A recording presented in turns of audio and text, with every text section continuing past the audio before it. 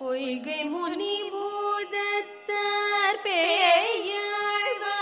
தன் பொருளில் வரும் குருகேசல் வேட்டுச்சித்தல் துய குலசேகர் நம்பாணன தொண்டரடி பொடி மடி செய்வத ஜோதி பொய்கை முனி பூதத்தார் பேயாழ்வார் தன் பொருளில் வரும் குருகேசல் வேட்டுச்சித்தல் துய குலசேகர் நம்பாணன தொண்டரடி பொடி மடி செய்வத ஜோதி வையம் எல்லாமரே விளங்க வாழ்வேனும் மங்கையர் கோன் என்றிவர்கள் மகிழ்ந்து பாடும் செய்ய தமிழ் மாலைகள் நாம் தெளிய போதி தெளியாத மறை நிலங்கள் தெளிகின்றோமே தெளியாத மறை நிலங்கள்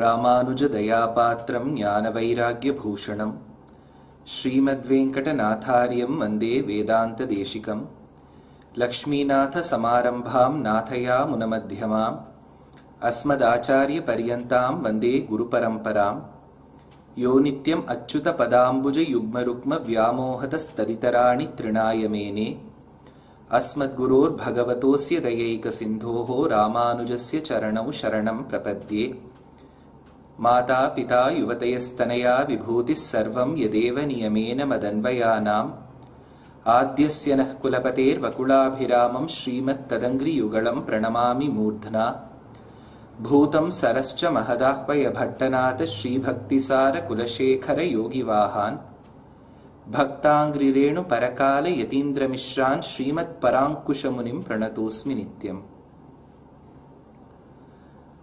नमस्कारम्। இந்த பிரபந்தசாரம் அப்படிங்கிற கோர்ஸ்ல ஆழ்வாராதியர்களின் சரித்திரம்,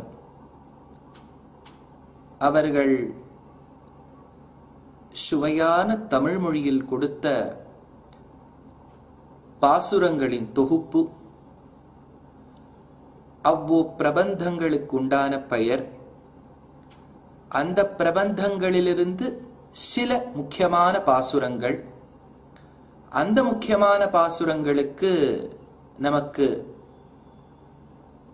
ஒரு ஆச்சரியமான வியாக்கியானங்களை அருளின வியாக்கியான கர்த்தாக்களின் பெருமை, அதோடு சேர்த்து அந்த வியாக்கியானத்தில் உள்ள சுவை, முக்கியமான விஷயங்கள், அது அத்தனையும் பார்க்க போறோம்.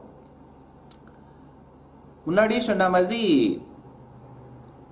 ஆழ்வாராதியர்களின் வாழ்க்கைங்கிறது அதுவே ஒரு கிட்டத்தட்ட ஒரு கோர்ஸ் மாதிரி. அவர்கள் பகவத் பக்தியில் எப்படி இருந்தார்கள் அப்படிங்கிறது it is a project and study in it self.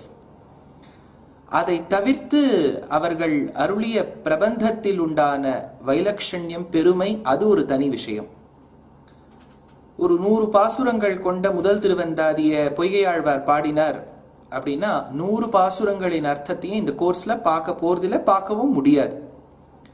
சில முக்கியமான பாசுரங்களுக்கு அர்த்தம் சொல்லிட்டு அதோடு சேர்த்து அவர்களுடைய வாழ்க்கை சரித்திரத்தையும் பார்த்தோம்னா ஓரளவுக்கு புரியும்.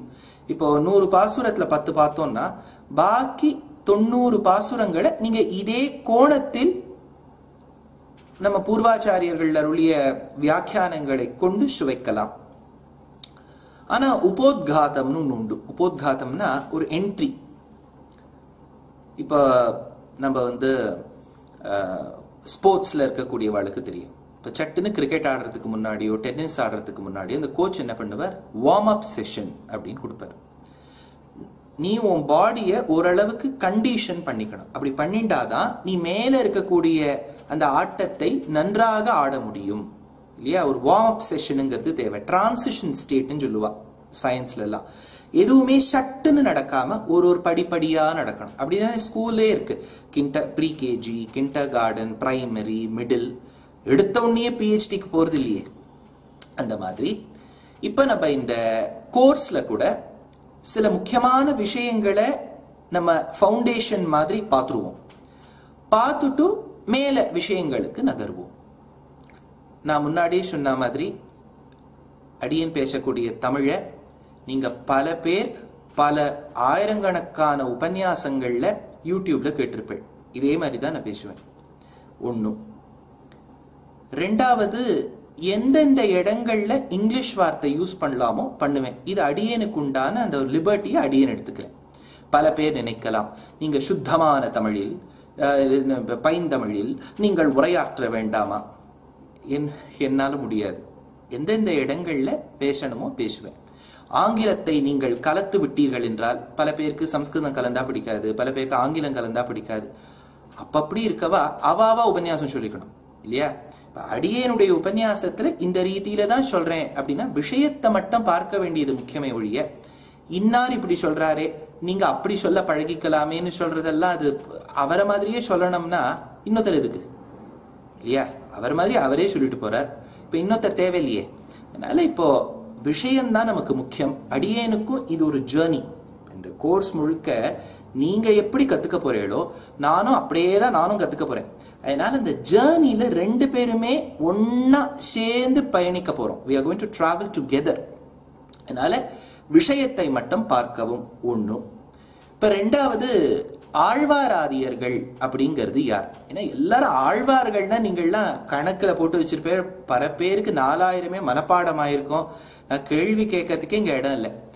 ஆழ்வாராதியர்கள் யார்? ஆச்சாரியன் என்பவன் யார்?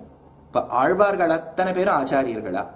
அத்தனை ஆச்சாரிய புருஷாலும் ஆழ்வார்களா ஆயிடுவாளா அப்படிங்கறது வச்சுடணும்னு வச்சுங்க. இப்ப எவ்வளவு ஆச்சாரியர்கள் நமக்கு தெரியும். அத்தனை பேர் பின்னாடியும் ஒரு ஆழ்வார்னு சேர்த்துனே வந்தா ஒரு 1000 கணக்கு போயிடும்.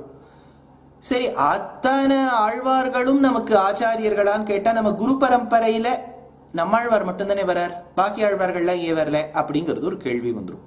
அதனால ஓரளவுக்கு சமாதானம் என்னங்கிறத பார்ப்போம். பார்த்து விட்டு மேல சம்பிரதாயம்னா என்ன அப்படிங்கிறத விஷயத்துக்கெல்லாம் போவோம். ஃபர்ஸ்ட், ஆழ்வார்கள் அப்படிங்கிறவா யார்? ஆழ்ந்து கிடப்பவர்கள் ஆழ்வார்கள். இப்போ எட்டிமலாஜின்னு ஒன்று உண்டு. ஆங்கிலத்தில் எட்டிமலாஜிக்கல் டெரிவேஷன். இப்போ சம்ஸ்கிருதத்துல விக்கிரக வாக்கியம், இதனுடைய உற்பத்தி எப்படி அப்படிங்கிறது பார்ப்போம். சக்கரபாணின்னு பேரு பெருமாளுக்கு. ஏன் சக்கரபாணின்னு பேரு? சம்ஸ்கிருதத்துல என்ன சொல்றா? சக்கரம் பாணவ் யஸ்ய சஹா சக்கரபாணி. சக்கரத்தை தன் கைகளில் ஏந்தியவன் சக்கரபாணி.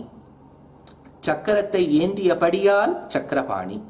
பெருமாளுக்கு திரேதாயுகத்தில் தசரதனுக்கு குமாரனாக பிறக்கும் போது ராமன்னு பேர். ஏன் ராமன்னு பேர்? ரமயதீதி ராமஹா, சந்தோஷத்தை கொடுப்பவன் இராமன்.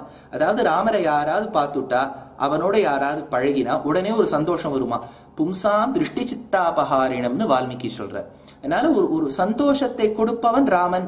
ரமயதி, சந்தோஷம் கொடுக்கக்கூடிய விஷயம், வேர்ப் அது. அதனால ரமயதி, எவன் ஒருவன் ரமிக்க வைக்கின்றானோ அவனுக்கு ராமன் அப்படின்னு பேர். அப்படின்னா ஒரு சப்தம்னு எடுத்துட்டேன்னா அதற்கு எட்டிமலாஜின்னு ஒன்று உண்டு. இதுக்கு இன்னொரு திருஷ்டாந்தம் தமிழ்ல சொல்றேன். ஒரு பெரிய ஒரு தமிழ் மேதாவி கிட்ட ஒருத்தர் கேட்டார், சுவாமி உங்களுக்கு இவ்வளவு தமிழ்ல பற்றுள்ளதே, தமிழ் என்ற மொழிக்கு தமிழ் என்ற பெயர் எப்படி வந்தது? நான் கேட்கிற கேள்வி புரியுறதோ? தமிழ் என்கின்ற மொழிக்கு தமிழ் அப்படிங்கிற வார்த்தை எப்படி வந்தது? ஏதாவது ஒரு காரணத்தினால வந்திருக்கணுமோ. இப்ப சம்ஸ்கிருதம், கிருத்தம் அப்படின்னு சொன்னா ஸ்கொயர்னு ஒரு அர்த்தம் உண்டு. கிருத்தம்னு சொன்னா பெர்ஃபெக்ட் அப்படின்னு அர்த்தம் உண்டு. குற்றமற்றதுன்னு ஒரு அர்த்தம் உண்டு. சம்ஸ்கிருதம், எந்த மொழி இதற்கும் மேல குற்றமற்றதாக முடியாதோ, that which can never get flawless or blemishless or errorless is called as Sanskritam. அடுத்தா அதே மாதிரி தமிழ், அதுக்கு ஏன் பேர் உண்டு? அந்த தமிழ் மேதாவி தவித்தார். ஐயோ, இவ்வளவு வருஷமா நம்ம பாடம் கத்து கொடுத்துன்னு வந்துட்டு இருக்கோம், தமிழ் என்கின்ற மொழிக்கு தமிழ் என்கின்ற பெயர் ஏன் வந்ததுன்னு தெரியலேன்னு விட்டார். அதுக்கு அந்த ஆச்சாரியன் பதில் சொன்னாராம், தமிழ் என்கின்ற மொழியில் எதெல்லாம் அழகுக்குரிய விஷயங்களோ எல்லா வார்த்தைகளையும் கிட்டத்தட்ட நீங்க சுத்தி முத்தி பார்த்தீங்கன்னா ழகாரம் இருக்கும். எப்படி பார்ப்போம்? அழகு, அழகி, அழகன். அழகன், நீங்க அழகனை அழகரா போய் சேவிக்கணும்னா திருமாலிரும் சோலை மலைக்கு போகலாம். அழகிய சேவிக்கணும்னா நீங்க மதுரை எம்பதிக்கு ராணியாக வாழ்ந்தவள் மீனாட்சி, அவள் அழகின்னு சொல்றா. அதே மாதிரி பழமுதிர் சோலையில மேல போனேன்னா முருகன். தமிழ் மொழியில் அழகு தெய்வம் என்று கொண்டாடப்படக்கூடியவர் பழம், அழகு, அழகி. எல்லா வார்த்தையும் நீங்க சுத்தி முத்தி பாருங்க, ஏறக்குறைய எல்லா சப்தங்கள்லயுமே ழகாரம் இருக்கும். எந்த மொழி தம்மிடத்தில் ழாவை கொண்டுள்ளதோ தம்மிடத்தில் ழாவை கொண்ட மொழிக்கு தமிழ் அப்படின்னு பேர் ஏற்பட்டதாம். இதுக்கு எட்டமலாஜின்னு பேர். அந்த மாதிரி இப்ப இவர்களுக்கு ஆழ்வார்கள்னு பேர். ஏன் ஆழ்வார்கள்னு பேர்? ஏன்னா இவர்கள் அனைவரும் ஆழ்ந்து கிடக்கக்கூடியவர்கள். ஆழ்ந்து கிடப்பதுன்னு சொன்னா ஃபுல்லி இன்வால்வ்ட், இம்மர்ஸ்ட் அப்படின்னு அர்த்தம் இல்லையா? அப்படின்னா பேர்பட்டவர்களுக்கு ஆழ்வார்கள்னு பேரா? இப்ப இந்த ஆழ்வார்கள் மாதிரி தானே ஆச்சாரியர்களும் இருந்திருக்கா. அவளும் பகவத் குணத்தில் பகவத் பக்தியில் ஆழ்ந்து கிடந்தவர்கள். ஆழ்வார்களுக்கு உண்டான அர்த்தம் தான் ஆச்சாரியனுக்கு உண்டுன்னா அத்தனை ஆச்சாரியர்களையும் ஆழ்வார்னு சொல்லிட்டு போயிடலாமே. அப்படின்னா இந்த இடத்துல ஒரு வித்தியாசம் உண்டு. இப்ப பகவத் பக்திங்கிறது ஆர்கனைஸ்டா இருக்கா அன்ஆர்கனைஸ்டா இருக்காங்கிறது ஒரு கேள்வி. இப்ப நம்ம பாரத தேசத்தை எடுத்துப்போம். இப்ப பாரத தேசத்தை எடுத்துட்டேன்னா எத்தனையோ பிசினஸஸ் இருக்கு இல்லையா? எத்தனையோ பிசினஸஸ் இருக்கு. இப்ப பிசினஸஸ், இப்ப நான் பாரத தேசத்தை மட்டும் சொல்றேன்னு நினைக்காதீங்க, விதேசங்கள்லயும் அந்த பிசினஸஸ் எல்லாம் உண்டு. இப்ப பெரும்பாலும் பாரத தேசத்துல பார்த்தேன்னா ஓரளவுக்கு இந்த சென்சஸ் எல்லாம் எடுத்து டேட்டாவெல்லாம் அனலைஸ் பண்ணி பார்க்கக்கூடியவா சொல்றா, கிட்டத்தட்ட 20% தான் பாரத தேசத்துல ஆர்கனைஸ்டு செக்டர்ல ஒர்க் பண்றாளாம். இப்ப நீங்க இந்த கம்பெனி அவளுக்கு பிஎஃப்னு ஒரு ஸ்கீம் உண்டு, கிராஜுவேட்டின்னு உண்டு, எம்ப்ளாயி உள்ள வரணும்னா பயோமெட்ரிக்ஸ் உண்டு, அவளுக்கு ஐடென்டிட்டி கார்டு உண்டு, அவளுக்கு யூஸ் கிரெடென்ஷியல்ஸ் இருக்கும், லாகின் ஐடி பாஸ்வேர்டு எல்லாம் இருக்கும். இதெல்லாம் பார்த்தேன்னா ஒரு ஆர்கனைஸ்டு கம்பெனியில உண்டான ஒரு பத்ததி. இப்ப அன்ஆர்கனைஸ்டு, சுலபமா ஒண்ணு சொல்லட்டுமா, புரியறதுக்காக சொல்றேன். இப்ப நீங்க மார்க்கெட்டுக்கு போறேன், அங்க ஒருத்தர் பஜ்ஜி நல்லா பொரிச்சு வித்துட்டு இருக்கார். சுவாமி பாவம் பஜ்ஜி பொரிச்சு விச்சுட்டு இருக்கார், இவருக்கு எப்படி குடும்பம் நடக்குமோ நீங்க யோசிச்சுட்டு இருப்பேன். அவர் ஒரு நாளைக்கு கிட்டத்தட்ட 5000 ரூபாய் 6000 ரூபாய் சம்பாதிப்பார். நான் என்ன சொல்றது, இந்த அவர் கடலை மாவு, எண்ணெய் கிண்ணெய், அந்த மிளகா அது இதெல்லாம் வாங்க போய் இவர் முதல் அப்படின்னு பார்த்தேன்னா இவர் உழைப்பு தான். கிட்டத்தட்ட எல்லா அந்த எக்ஸ்பென்சஸ் எல்லாம் போய் ஒரு 5000 ரூபாய் மிஞ்சருதுன்னு வச்சுக்கோங்க ஒரு நாளைக்கு. 25 நாள் ஒரு மாசத்துல இவர் வேலை பாக்குறாருங்கச்சு. 25 × 5 பார்த்தேன்னா 1,25,000 ரூபாய் இவர் சம்பாதிக்கிறார். இப்ப நல்லா யோசிச்சு பாருங்க. இப்ப பாவம்னு அவரை பார்த்து ஒருத்தர் சொன்னார் இல்லையா, அவர் ஒரு கம்பெனியில வேலை பார்க்கிறார். பிஎஃப் உண்டு, கிராஜுவேட் உண்டு, எப்ப வேணுமோ காஃபி வெண்டிங் மிஷின்ல போய் காஃபி எடுத்துக்கலாம், டீ வெண்டிங் மிஷின்ல போய் டீ எடுத்துக்கலாம், எல்லாம் பண்ணலாம். 25,000 ரூபாய் சம்பளம் மாசத்துக்கு. அதுவும் ப்ரொஃபஷனல் டாக்ஸ் அது இதெல்லாம் போய் 22,000 23,000 ரூபாவும் மிஞ்சிருது. இவருக்கு 1.25 லட்சம் வருது, இவருக்கு 23,000 ரூபாய் வருது. பணத்தை வச்சு பார்த்தேன்னா இவருக்கு சொல்றதுக்கே இல்லை. அந்த பஜ்ஜி பொரிக்கிறவரை பார்த்து இவருக்கு பணமே இல்லைன்னு. அப்படின்னா நம்ம எதை வச்சு பாக்குறோம் எப்படின்னு தெரியல. நமக்கு மனசுல ஒரு கற்பிச்சுட்டோம், இப்படி இருந்தால்தான் வேலை, இப்படி செய்தால் வேலையே இல்லை. அப்படி நம்ம பாரத தேசத்துல பார்க்க முடியாது, எந்த தேசத்திலுமே பார்க்க முடியாது. வேலை எப்படி பண்றார், யார் பண்றார், இது வசதி வேலையா மட்ட வேலையாங்கிறதே இல்லை. உலகத்துல எதுவுமே மட்ட வேலைங்கிறதே இல்லை, எதுவுமே ரொம்ப ஓஹோ வசதிங்கிறதெல்லாம் கிடையாது. இப்ப நான் உபன்யாசம் சொல்லிட்டு இருக்கேன், உங்களை மாதிரி யாரும் இல்லைன்னா நீங்க சொல்லவே வேண்டாம். ஒவ்வொருத்தரும் பண்ணக்கூடிய ஆற்றக்கூடிய கடமைங்கிறது முக்கியம்தான். எல்லாரும் உலகத்துல கதையே சொல்லிட்டு இருக்கான்னு வச்சுக்கோ, உலகம் எப்படி நடக்கும்? ஒரு 1000 பேருக்கு ஒருத்த கதை சொன்னா போறோம், என்ன கேட்டா போறோங்கிறேன் நான். ஏன்னா அந்த ரேஷியோல இருக்கணும். எதுவுமே ஆர்கனைஸ்ட் அன்ஆர்கனைஸ்ட் இருக்கா, ரெண்டுத்திலுமே அட்வான்டேஜ் டிஸ்அட்வான்டேஜ் உண்டு. அந்த மாதிரி இப்ப ஆழ்வார்கள் ஆச்சாரியர்கள்னு பார்த்தேன்னா குத்து மதிப்பா சொல்றேன், புரியறதுக்காக சொல்றேன். நீங்க உடனே பஜ்ஜி பொரிக்கிறவரை இவரோட ஒப்பிட்டீர், அவர் ஐடில வேலை பார்க்கிறவரோட ஆச்சாரியனோட, இந்த கதையே வேண்டாம். புரியறதுக்காக எதுவுமே சொல்றது. சுவாமி எங்களுக்கு அப்படியே சொன்னா புரியும் அப்படின்னு சொல்லக்கூடியவா யாரும் கோர்ஸ் எடுத்துக்க மாட்டா. கோர்ஸ் எடுக்கணும்னு நினைக்கக்கூடியவா, ரசிக்கணும்னு நினைக்கக்கூடியவா, புரிஞ்சுக்கணும்னு நினைக்கக்கூடியவா. அதனால உங்களுக்காக நான் சொல்றேன். இப்போ ஆர்கனைஸ்டு செக்டார்னு பார்த்தோமா, இவர் ஆபீஸ்ல போய் வேலை பார்க்கிறார், அதெல்லாம் கிட்டத்தட்ட ஆச்சாரியர்கள். கார்த்தால எழுந்துப்பா உபாசனாதிகள்லாம் பண்ணி என்னென்ன கிரியைகள்லாம் சாஸ்திரம் சொல்லியிருக்கோ அத்தனையும் பண்ணி அகவர்ஷண சூக்தாதிகள் சொல்லி குளிச்சுட்டு கார்த்தால சூரியோதயத்துக்கு முன்னாடி அர்கபாத்தியத்தை வச்சு நின்று மந்தேஹாருணத்துக்கு இவன் போகணும்னு சொல்லி மந்திரத்தை விட்டு அந்த ஒவ்வொரு துளியும் வஜ்ராயுதமாக மாறி அக்னிஹோத்ராதிகளை பண்ணி அத்தனை சாஸ்திரம் எப்படி சொல்லியிருக்கோ அதன்படி நடப்பா. வேடிக்கையா சொல்லுவா, சாஸ்திரம் என்ன சொல்லியிருக்கோ அதன்படி ஆச்சாரியர்கள் நடக்கலையா. ஆச்சாரியர்கள் நடக்கக்கூடிய விதத்தை பார்த்துட்டு சாஸ்திரத்தை எழுதி உள்ளாமா. இப்ப தேசிகன் தினச்சரியான்னு ஒண்ணு உண்டு. கார்த்தாலேந்து ராத்திரி வரைக்கும் என்ன பண்ணுவார், அதை வச்சு ஒரு கிரந்தம் எழுதி உள்ளாம். அதுதான் ஆச்சாரியர்கள். ரூல்ஸை எப்படி இருக்கோ அப்படி ஃபாலோ பண்ணுவார். அதுதான் ஆச்சாரியர்கள். ஆழ்வார்கள் அப்படி இருப்பாங்கிறது இல்லை, இருக்க மாட்டான்னு நான் சொல்லல, இருப்பாங்கிறது இல்லைன்னு. அவளுக்கு பகவத் அனுபவம், பகவத் பக்திங்கிறது எந்த அளவுக்கு முக்கியம்னா, சுவாமி இன்னைக்கு நான் 3 வேளை சாப்பிடலையே அப்படிங்கறத கூட மறந்துடுவா.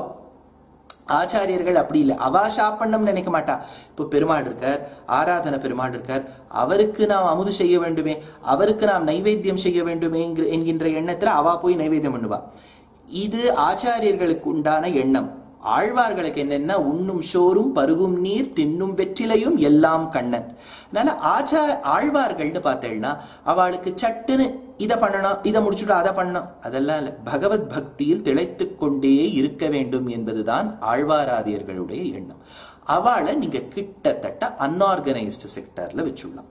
இப்ப நீங்க மறுபடியும் சொன்னேன், பஜ்ஜி பொரிக்கிறவரோட இவரை ஒப்பிட்டு விட்டார், அப்படி இல்லை, புரியறதுக்காக சொன்னேன். இப்ப ஆழ்வார்கள்னு பார்த்தோமா, இப்ப இந்த ஆழ்வார்கள் அத்தனை பேரும் நல்ல உபதேசம் தான் பண்றா, அதுல சந்தேகமே இல்லை. ஆனா அத்தனை பேரும் ஆச்சாரியர்களா மாறிவிடுறாளான்னு கேட்டா நம்ம மனசுக்குள்ள அவளை ஆச்சாரியனா வச்சுக்கலாம். ஆனா இந்த ஆழ்வாராதியர்கள் அத்தனை பேர்ல இருந்து ஒத்தர் மட்டும்தான் ஆச்சாரிய கோஷ்டிக்குள்ள நுழைஞ்சார். யார் அது? சுவாமி நம்மாழ்வார். நம்மாழ்வார் என்கின்ற ஷடகோபன் ஆழ்வார்கள் கோஷ்டியிலையும் வருவர். பொய்கை ஆழ்வார், பூதத்தாழ்வார், பேயாழ்வார், திருமழிசை ஆழ்வார், நம்மாழ்வார், மதுரகவி ஆழ்வார், குலசேகர ஆழ்வார், பெரியாழ்வார், ஆண்டாள், தொண்டரடிப்புடியாழ்வார், திருப்பானாழ்வார், திருமங்கை ஆழ்வார், அப்புறம் ஒருத்தர் வருவர். அது நான் யார் அப்படிங்கறத அப்புறம் சொல்றேன். திருமங்கை ஆழ்வாரோட நிறுத்திட்டு இன்னொரு விரல் 13வது விரலோட கொண்டு நிறுத்தினேன்னா அது யாருங்கிறத அப்புறம் சொல்றேன். இப்ப இந்த ஆழ்வார்கள் கோஷ்டியிலேந்து நம்மாழ்வார் நேர ஆழ்வார்கள் கோஷ்டியிலேயே இருப்பார். அதே சமயத்துல ஆச்சாரியர்கள் கோஷ்டிக்கும் வந்துருவார். இப்ப இந்த யூனிவர்சிட்டிஸ்லாம் எக்ஸ்சேஞ்ச் ப்ரோக்ராம்ங்கிறது இருக்கும். 3 வருஷம், அதாவது 3 வருஷம்னா கிட்டத்தட்ட 7 செமஸ்டர் இன்ஜினியரிங் அந்த பிள்ளை ஒரு காலேஜ்ல படிக்கும். படிச்சுட்டு 8வது செமஸ்டர் தீசிஸ் பண்ணலாங்கிற அந்த ஆப்ஷன் அந்த யூனிவர்சிட்டி கொடுக்கும்போது அது என்ன பண்ணும், இதை விட ஒரு நல்ல யூனிவர்சிட்டி இருக்கா, எக்ஸ்சேஞ்ச் ப்ரோக்ராம் ஆஃபர் பண்றதான்னு பார்த்துட்டு கடைசி செமஸ்டர் அந்த யூனிவர்சிட்டியில போய் பண்ணிட்டு வரும் அந்த பிள்ளை. இதுக்கு எக்ஸ்சேஞ்ச் ப்ரோக்ராம்னு பேர். ஆனா சர்டிபிகேட் யார் கொடுப்பா? இந்த 3 வருஷம் வேலை பார்த்ததே படிச்சதே அந்த யூனிவர்சிட்டி தான் சர்டிபிகேட் கொடுக்கும். அதே சமயத்துல கரிக்குலம் வைட்டேல ப்ரொஃபைல்ல போட்டுக்கும் போது அந்த பிள்ளை சொல்லலாம், 6 மாசம் நான் அந்த யூனிவர்சிட்டிக்கு போயிட்டு வந்தேன். இவர் ஆழ்வார் தான். ஆனா இவருக்கு எவ்வளவு ஞானம், எவ்வளவு அனுஷ்டானம் இருந்ததுன்னா நேர இவரை கொண்டு நாம் ஆச்சாரிய கோஷ்டியில சேர்த்துள்ளலாம். ஏன்னா உபதேச முறையில அவர் வந்துருவர். ஆச்சாரியன்னு பார்த்தோம் இல்லையா, ஆச்சாரியனுக்கு பல பல ஸ்லோகங்கள் டெபினிஷனாவே இருக்கு. அதுக்குள்ள நான் அவ்வளவு சட்டு நுழையில. இப்ப நம்ம 4000 திவ்ய பிரபந்தத்துக்குள்ள நான் பிரவேசம் வரணும். இப்ப அவதாரிக்கே இவ்வளவு நாழி போச்சுன்னா எப்படி? அவதாரிக்கைங்கிறது ஒரு இன்ட்ரோடக்ஷன். இப்ப ஆச்சாரியர்கள் அப்படின்னா யாரு? ஆச்சாரியனை தேசிகன்னு கொண்டாடலாம், ஆச்சாரியனை குருன்னு கொண்டாடலாம், ஆச்சாரியனை சத்குருன்னு கொண்டாடலாம். இதெல்லாம் ஆச்சாரியனுக்கு உண்டான பரியாயவாச்சக சப்தங்கள். குருன்னு சொன்னா கு ஸ்வ அந்தகாரஹ, ரு தன் நிரோதகா அப்படின்னு பேர். கு அப்படிங்கிற எழுத்து உள்ள இருக்கக்கூடிய இருட்டை காண்பிக்கும். இப்ப வெளியில இருக்கக்கூடிய இருட்டெல்லாம் நம்ம வந்து எமர்ஜென்சி லைட், யூபிஎஸ் அதை வச்சு எடுத்துடுறோம். இப்ப உள்ள ஒரு இருட்டு இருக்கு இல்லையா, இருட்டுன்னா என்ன? நமக்கு வழி தெரியாமல் திக்கு முக்காடி போனா அதுக்கு இருட்டுன்னு பேர். ஏதோ ஒரு விதத்துல உபாயம் எது, உபேயம் எது, நான் யார், அவன் யார், நான் ஏன் அவனை அடைய வேண்டும், இந்த எண்ணம் எல்லாம் வருது பாருங்க. இதுக்கெல்லாம் பதிலே இல்லை. பதில் இல்லாத பட்சத்தில் அந்த கேள்விகள் ஒரு இருட்டை கொடுக்கும். அதுக்கு இன்டர்னல் ஆர் இன்னர் டார்க்னஸ்னு பேர். அந்த இன்னர் டார்க்னஸ், உள்ள இருக்கக்கூடிய இருட்டை சொல்ல வல்ல எழுத்துதான் கு. சரி, இப்ப யாராவது வெளிச்சத்தை கொடுத்து அந்த இருட்டை போக்க வேண்டாமா? இந்த இடத்துல வெளிச்சம்னு சொல்றது என்ன? ஞானம். ஞானம் வந்துடுத்துனா அஜ்ஞானம் போயிடுமோனோ. அப்ப அந்த ஞானத்தை கொடுக்க வல்ல ஆச்சாரியன் யார்? அஜ்ஞான திமிராந்தஸ்ய ஞானாஞ்சன ஷலாகயா சக்ஷுர் உன்மீலிதம் ஏன தஸ்மை ஸ்ரீ குரவே நமஹ. அப்படின்னா ஒரு ஆச்சாரியன் தானே அதை கொடுக்கணும். அந்த கொடுக்க வல்ல ப்ராசஸ் இருக்கு இல்லையா, அந்த இருட்டை நீக்க வல்ல ப்ராசஸ், அந்த இடத்துக்கு ரு அப்படின்னு பேர். அப்படின்னா கு உள்ள இருக்கக்கூடிய இருட்டு, ரு அந்த இருட்டை போக்குவது. குரு உள்ள இருக்கக்கூடிய இருட்டை போக்கு ப்ராசஸுக்கு குரு அப்படின்னு பேர். அப்படின்னா குருன்னு சொல்லலாம், தேசிகன்னு சொல்லலாம். தேசிகன்னா யார் ஒருவர் நமக்கு வழி காண்பிப்பரோ அவருக்கு தேசிகன் என்று பெயர். இதெல்லாம் குரு, தேசிகன், இது ஆச்சாரியன். இப்ப ஆச்சாரியன் ரொம்ப முக்கியமான வார்த்தை. ஸ்வயம் ஆச்சரதி சிரேஷ்டா. இதுக்கு பல பல டெபினிஷன் உண்டு. ஒரு ஸ்லோகமே உண்டு 3 பாதங்கள்ல சொல்லி 4வது பாதத்துல இவர் தான் ஆச்சாரியன்னு சொல்லுவா. அதுலயும் முக்கியமான ஒரு டெபினிஷன் ஆச்சாரியன்னா ஸ்வயம் ஆச்சரதி. எவன் ஒருவன் தான் சிஷ்யர்களுக்கு சொல்லுவதை தான் முதல்ல நடத்தி காண்பிக்கின்றாரோ அவருக்கு ஆச்சாரியன் அப்படின்னு பேர். இப்ப இந்த ஆச்சாரியன்னா யாரு? நான் சொன்ன அனுஷ்டானத்தோட இருக்கணும், ஞானம் முக்கியமா இருக்கணும், அதே சமயத்துல பக்தியும் இருக்க வேண்டும். அதுல நீங்க பார்த்தா நாதமுனிகள், உய்யக்கொண்டார், மணக்கால் நம்பிகள், யாமுனாச்சாரியர்னு சொல்லக்கூடிய ஆளவந்தார், பெரிய நம்பிகள், திருக்கோஷ்டியூர் நம்பிகள், திருமாலை ஆண்டான், அதே மாதிரி பெரிய திருமலை நம்பிகள், பகவத் ராமானுஜர், கிடாம்பி ஆச்சான், எம்பார், முதலியாண்டான், நடாதூர் ஆழ்வான், நடாதூர் அம்மாள், சுவாமி வேதாந்த தேசிகன், சுவாமி மணவாள மாமுனிகள், இவ அத்தனை பேரும் ஆச்சாரியர்கள். இப்ப நான் சொல்றதெல்லாம் ஆச்சாரிய கோஷ்டியில வந்துட்டாளா? முன்னாடி ஆழ்வார்கள் கோஷ்டியில பார்த்தோமா? இந்த எக்ஸ்சேஞ்ச் ப்ரோக்ராம்ல என்ன சொன்ன? ஆழ்வார்கள் கோஷ்டியில் இருப்பினும் இவர் ஆச்சாரிய கோஷ்டியிலையும் வருவர் அப்படின்னு நான் நம்மாழ்வார சொன்னேன்னா அதுக்கு ப்ரூஃப் எங்க? நம்ம நல்லா யோசிச்சு பாருங்க. இப்ப ஆச்சாரிய பங்கிய தேசிகன் சொல்றார், என்னுயிர் தந்தளித்தவரை சரணம் புக்கு. அதுதான் ஆச்சாரியன்.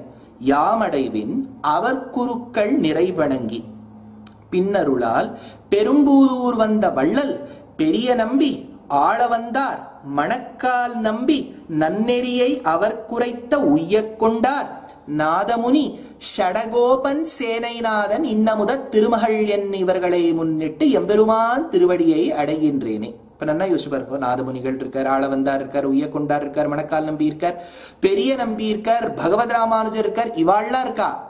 சேர்த்து நம்மாழ்வார் வந்துட்டாரே. அப்படின்னா ஆச்சாரிய பங்கியை சொல்லும் போது நம்மாழ்வார் வந்துடுறார். இப்போ ஆழ்வார்கள் கோஷ்டியில நான் 12 + 1ன்னு ஒண்ணு சேர்த்தேன். இந்த 1 யார் சுவாமின்னு கேட்டா, இந்த ஆச்சாரிய பங்கியில ராமானுஜரை சொல்றோம் இல்லையா, அவர் ஆழ்வாரும் ஆவர். இது புதுசா இருக்கே சுவாமி. ராமானுஜர் எப்ப ஆழ்வார் ஆனார்? ராமானுஜாழ்வார் அப்படின்னு நம்ம சொல்றது இல்லையே, பின்ன எப்படி ஆனார்?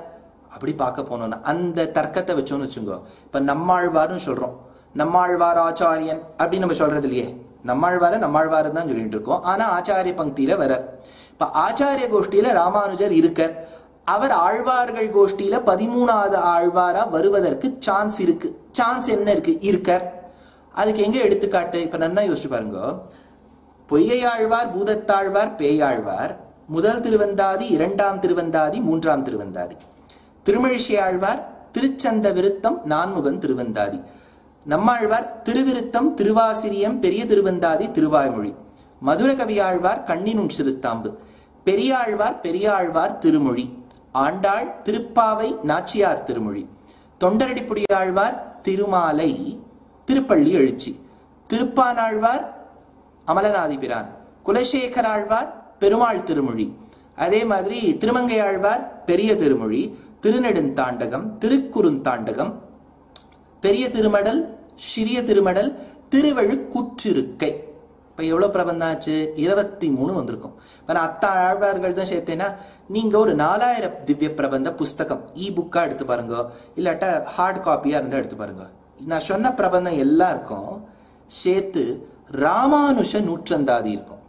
இப்ப ஆழ்வார்கள் பாடி கொடுத்த ஈர சொற்கள் அத்தனையும் சேர்ந்துதான் 4000 திவ்ய பிரபந்தம்னா நம்ம கணக்குப்படி ராமானுஷ நூற்றந்தாதி வரக்கூடாதே.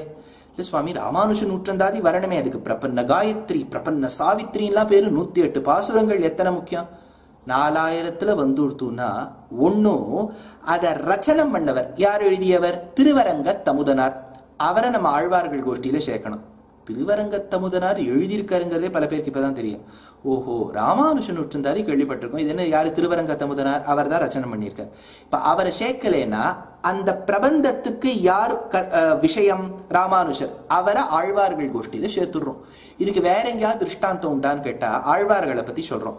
பூதம் சரஸ்ச மகதாஹ்வய பட்டநாத ஸ்ரீபக்திசார குலசேகர யோகிவாகான் பக்தாங்கிரேணு பரகால யதீந்திர மிஸ்ரான் ஸ்ரீமத் பராங்குஷமுனிம் பிரணதோஸ்மி நித்யம். எப்படி நம்மாழ்வார்னு சொன்னா மதுர கவி ஆழ்வார் அதுக்குள்ள அடக்கமோ, யதீந்திர மிஸ்ரான், மிஸ்ரான்னு சொல்லுவது ஸ்ரீவத்சாங்க மிஸ்ரர் நம்ம கூரத்தாழ்வான், யதீந்திர மிஸ்ரான்னு சொல்லுவதால் ராமானுஜருக்குள்ள அவர் அடக்கம். ஏன்னா ராமானுஜன் உற்றந்தாலேயே மொழியை கடக்கும் பெரும் புகழான் மஞ்சமுக்குறும்பாம் குழியை கடக்கும் நம் கூரத்தாழ்வான் சரண் கூடிய பெண் வருது. அப்படின்னா ராமானுஜர் என்று சொல்லக்கூடியவர் அவர் ஆச்சாரிய கோஷ்டியில் இருப்பினும் ஆழ்வாராக கருதப்படுவது தவறில்லை. ஏன்னா ஸ்லோகத்துல வருதே, அதாவது யதீந்திர மிஸ்ரான் ராமானுஜன் உற்றந்தாதி அவரை பத்தியதான பிரபந்தம் 4000 வந்துடுதே. அதனால ஆழ்வார்கள் கோஷ்டியிலிருந்து ஒரு எக்ஸ்சேஞ்ச் ப்ரோக்ராம் நம்மாழ்வார் ஆச்சாரிய கோஷ்டியிலும் கருதப்படுகின்றார். ஆச்சாரிய கோஷ்டியில் இருக்கக்கூடிய ராமானுஜரை ஆழ்வாராகவும் கருதுவதில் தவறில்லை. அப்படின்னா கணக்குப்படி பார்த்தேன்னா 12 ஆழ்வார்கள்னு வச்சுக்கலாம். ஏன்னா அவ பேர் பின்னாடி ஆழ்வார் ஆழ்வார்னு வந்துடும். இப்ப ஆண்டாள் பின்னாடி வருவதில்லை, ஆண்டாள் ஆழ்வார்னு சொல்ல முடியாது. ஆனா ஆழ்வார்கள் கோஷ்டியில அவர் இருக்கா. ராமானுஜர் பின்னாடியும் ஆழ்வார் வருதில்லை, ஆண்டாள மாதிரியே அவர். ஏன்னா அவள் ராமானுஜரை அண்ணாவா தானே பார்த்தார். அதனால அவளுக்கும் அவருக்கும் மட்டும் பின்னாடி ஆழ்வார் சேர்க்கறது இல்லை. ஆனா அவரையும் ஆழ்வாராக கருதுவதில் தவறே கிடையாது. ராமானுஜர் இல்லை என்றால் நமக்கு இன்னைக்கு 4000 திவ்ய பிரபந்தம் இல்லை. ஏன்னா எல்லா கோவில்களிலும் அத்தனை விதிமுறையையும் ஏற்படுத்தியது ராமானுஜர் ஒருவரே. அதனால இந்த ஆழ்வார்கள் ஆச்சாரியர்கள் அப்படிங்கிறது யாருன்னு பொதுவா பார்த்தாச்சு. இப்ப சம்பிரதாயம்னு பார்க்கும்போது விதவிதமான சம்பிரதாயங்கள் இருக்கு. விதவிதம்னு சொன்னீங்கன்னா அதாவது எல்லா பிராச்சீன சம்பிரதாயங்கள் தான். இதுல சுருக்கமா என்னங்கிறது சொல்லிவிடுறேன். அதுல ஆழ்வார்கள் எங்க வராங்கிறத சொல்லிவிடுறேன். முதல்ல சம்பிரதாயங்கிறது ஒரு ட்ரெடிஷன். இந்த கருத்துக்கள்லாம் சேர்ந்து சித்தாந்தம், தியாலஜி, இந்த பிலாசபி தியாலஜி எல்லாம் சேர்ந்து பல நூற்றாண்டுகளாக வருவது சம்பிரதாயம். அதுல முதல்ல நம்ம பார்க்க வேண்டியது அத்வைத வேதாந்தத்தை அடிப்படையாக கொண்ட அதுவும் ஸ்மார்த்த வைஷ்ணவ சம்பிரதாயம் தான். ஸ்மார்த்தர்கள்லயே நிறைய பேர் இன்றளவும் பெருமாளை குலதெய்வமாகவும் பெருமாளுடைய நாமாக்களை தங்கள் இடத்தில் வைத்து ராமாயண பாகவத மகாபாரத கீதாதிகளை இன்றளவும் ஸ்ரத்தையோடு பாராயணம் பண்ணி பிரவச்சனம் பண்ணி வரக்கூடிய மகான்கள் ஸ்மார்த்த சம்பிரதாயத்துல பல பேர் இருக்கா. அதனால ஸ்மார்த்தாடும் ஒரு விதத்தில் வைஷ்ணவர்களே. எல்லா வைஷ்ணவர்களும் ஸ்மார்த்தர்களே. ஏன்னா ஸ்மிருதிய கடைபிடிக்கக்கூடியவர்கள் ஸ்மார்த்தர்கள்னு சொன்னா வைஷ்ணவால ஸ்மார்த்தாள் இல்லைன்னு எப்படி சொல்ல முடியும்? அதனால ஓரளவுக்கு நம்ம சமுதாயத்தை ஒருங்கிணைக்க வேண்டும். எல்லாரும் ஒன்னா சேர்ந்து ஏதோ ஒரு முக்கியமான ஒரு காசுக்காக போராடுறோம். வித்தியாசங்கள் இருக்கலாம், எதையும் நான் சேர்த்துணும்னு சொல்லல.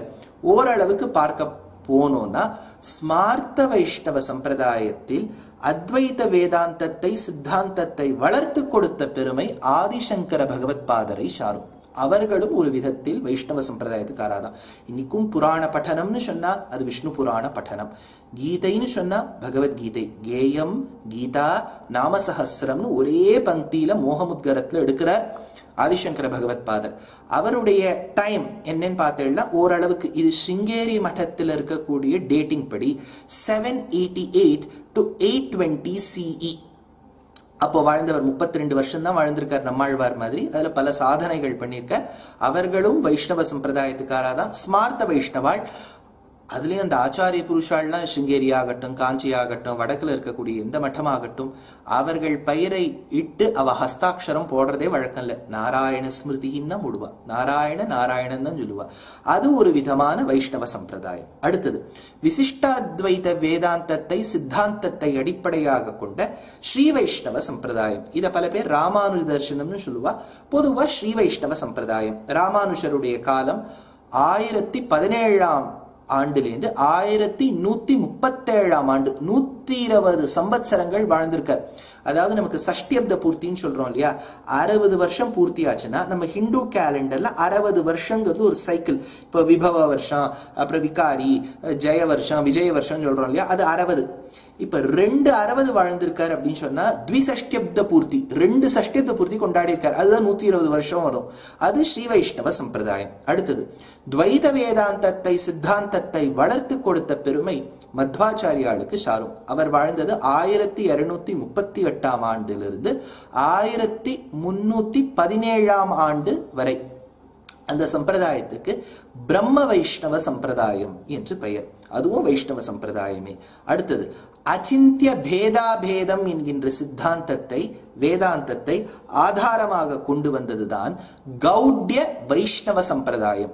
அந்த கௌட்ய வைஷ்ணவ சம்பிரதாயத்தை வளர்த்து கொடுத்தவர் சைத்தன்யர். 1486 ஆண்டிலிருந்து 1533 ஆண்டு வரை வாழ்ந்த மகனீயர். அது கௌட்ய வைஷ்ணவ சம்பிரதாயம். அடுத்தது சுத்த அத்வைத வேதாந்தத்தை அடிப்படையாக கொண்டு வாழ்ந்தவர் வல்லபாச்சாரியர். புஷ்டி சம்பிரதாயம்னு பேர். 1479 நூற்றாண்டிலிருந்து 1531 நூற்றாண்டு வரை வாழ்ந்தவர் இவர். இந்த வைஷ்ணவ சம்பிரதாயத்துக்கு புஷ்டி ருத்ர வைஷ்ணவ சம்பிரதாயம் என்று பெயர். அடுத்தது துவைத அத்வைத துவைதாத்வைத, பேதா பேத பார்த்த மாதிரி துவைதாத்வைத, துவைத்தமும் அத்வைத்தமும் கலந்த ஒரு வேதாந்தம் நிம்பார்க்கருடைய சம்பிரதாயம். அதற்கு குமார வைஷ்ணவ சம்பிரதாயம்னு பேர். இப்போ ஸ்மார்த்த வைஷ்ணவ சம்பிரதாயம், ஸ்ரீ வைஷ்ணவ சம்பிரதாயம், பிரம்ம வைஷ்ணவ சம்பிரதாயம், கௌட்ய வைஷ்ணவ சம்பிரதாயம், புஷ்டி ருத்ர வைஷ்ணவ சம்பிரதாயம், குமார வைஷ்ணவ சம்பிரதாயம்.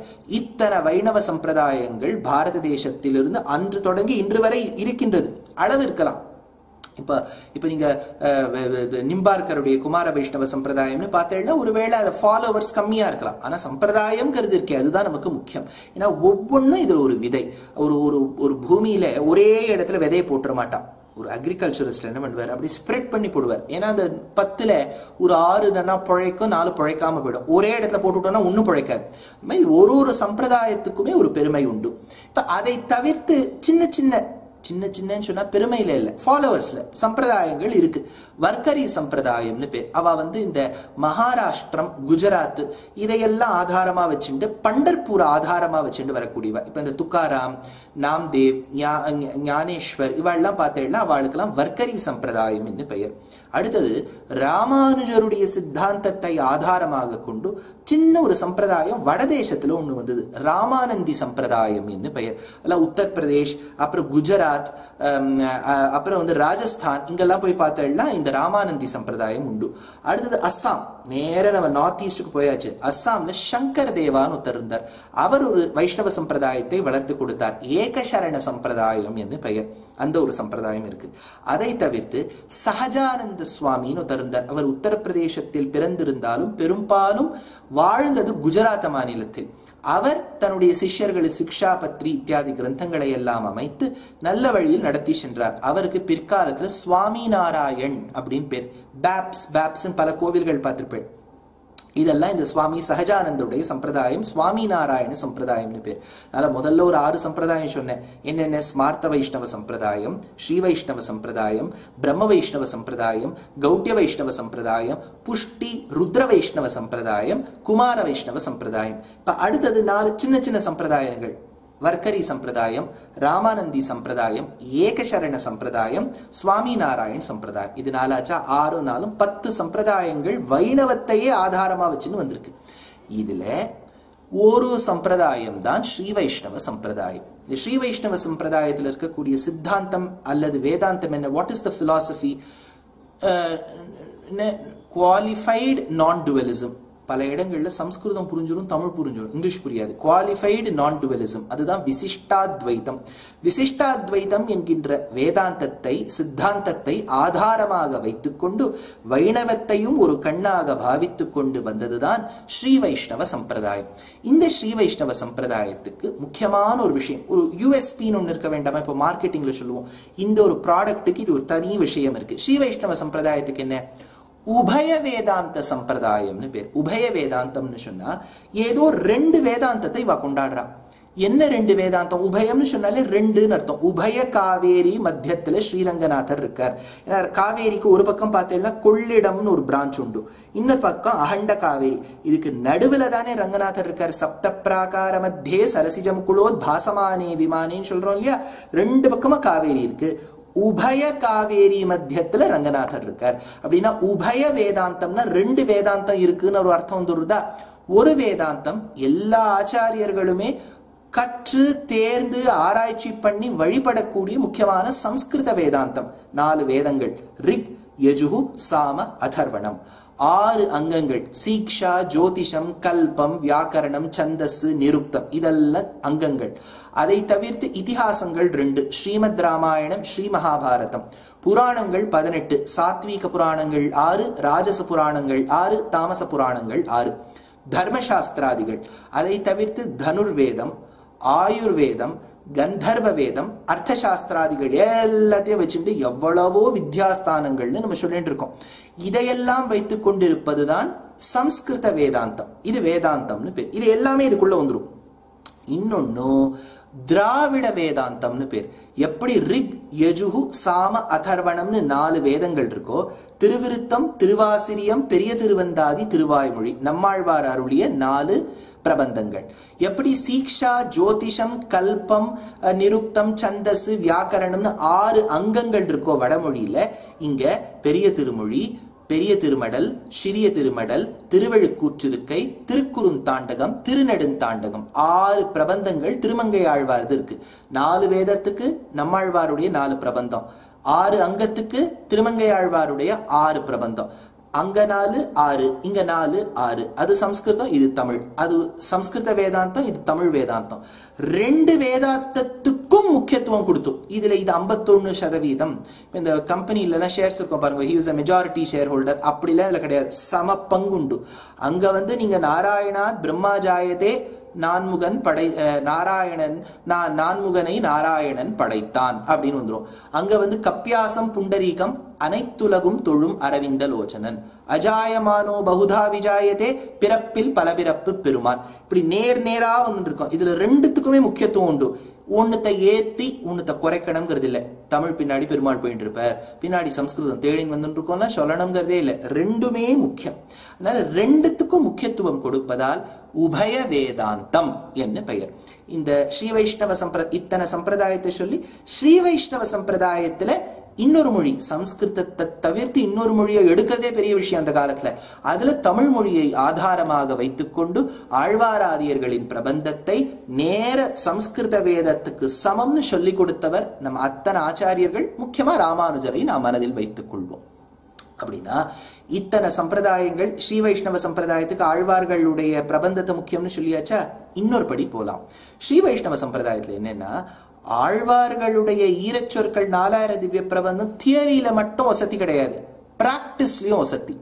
பிராக்டிஸ்ல எப்படி வசத்தின்னு பார்க்கலாம். இப்போ கோவில்கள், இப்ப நீங்க ஸ்ரீரங்கம் பிரசித்தமான கோவில், உலகத்திலேயே ரொம்ப பெரிய கோவில்னு பார்த்தேன்னா ஸ்ரீரங்கம். ரொம்ப பிரசித்தமான கோவில்னு பார்த்தேன்னா திருப்பதி. ஆழ்வார் ஆச்சாரியர்கள் அத்தனை பேரும் மனதில் ஏற்ற பெருமாள் காஞ்சிபுரத்து தேவ பெருமாள் கோவில். இதை தவிர்த்து முக்கியமான ஸ்தலங்கள், மதுரை பக்கம் போனேன்னா திருமாலிரும் சோலைக்கு என்ன பெருமை, பக்கத்துல ஸ்ரீவில்லிபுத்தூருக்கு எப்பேற்பட்ட பெருமை, கீழே சேதுக்கரைக்கு போங்க திருப்புல்லானி, ஏன் நீங்க கர்நாடகத்துக்கு வாங்க மேலக்கோட்டை, திருநாராயணபுரம், இத்தனை திவ்யதை. இப்ப நான் ஏதோ குத்து மதிப்பா ஒரு 6-7 சொல்லியிருப்பேன், இந்த மாதிரி ஆயிரக்கணக்கா இருக்கு. இந்த அத்தனை கோவில்லையும் பெருமாளுக்கு புறப்பாடு நடக்கும்போது ராமானுஜர் என்ன சொல்லிவிட்டார், எப்ப தமிழ் வேதத்தை சேவிக்கிறீர்களோ, அது சம்ஸ்கிருத வேதத்தை சேவிக்கிறீர்களோ, 4000 திவ்ய பிரபந்தத்திலிருந்து சில முக்கியமான பாசுரங்களை தொகுத்து கொண்டு தமிழ் வேதத்தையும் சேவிக்க வேண்டும். அப்படின்னா தமிழ் பாசுரங்கள்ங்கிறது தியரியில மட்டும் வசதி இல்ல, பிராக்டிஸ். கோவில்கள்ல வந்துடுத்தே, கோவில்கள்ல அத்தியன உற்சவம் பண்ணி இன்னைக்கும் ஆழ்வாருடைய அத்தனை ஈரச்சொற்களையும் பாடுறாளே. அப்படின்னா பிராக்டிஸ்லயும் ஸ்ரீ வைஷ்ணவ சம்பிரதாயத்தை தமிழ் வசதி ஆயிடுதா. இப்போ அத்தனை சம்பிரதாயத்திலையும் ஸ்ரீ வைஷ்ணவ சம்பிரதாயத்தின் முக்கியத்துவத்தை பார்த்தோம். இப்போ ஆழ்வாராதியர்கள் பிறப்பிற்கு காரணம் என்ன அப்படிங்கறத நான் இப்ப சொல்லின்னு வர போறேன். இதை ஸ்ரீமத் ரகசியத்ரயசாரம் என்கின்ற கிரந்தத்திலிருந்து சுவாமி தேசிகன் எப்படி அதை ஒரு ஒரு எவல்யூஷன் ப்ராசஸ் மாதிரி சொல்றாரோ அந்த மாதிரி நான் சொல்ல போறேன். அதே வழியே இப்ப அவர் அவர் பரமஞானி, அவர் தன்னுடைய லெவலுக்கு எழுதி வச்சுட்டு போயிருக்கார். இப்போ அடியேன் மாதிரி இருக்கக்கூடிய ஒரு பிரிமிட்டிவ் மார்டல் என்னை அடிப்படையாக வச்சுட்டு எனக்கு எப்படி புரியுமோ அதுக்கு ஏத்த மாதிரி சொல்றேன். நீங்கள்லாம் மகான்கள் சொல்லி கேட்டிருப்பேள், இது சுலபமா சொல்லணுங்கிறதுக்காக நான் சொல்றேன். எப்பவுமே ஒரு ஒரு ஒரு கோர்ஸ்ன்னு எடுக்கும்போது the aim should be to reach the person who's uninitiated.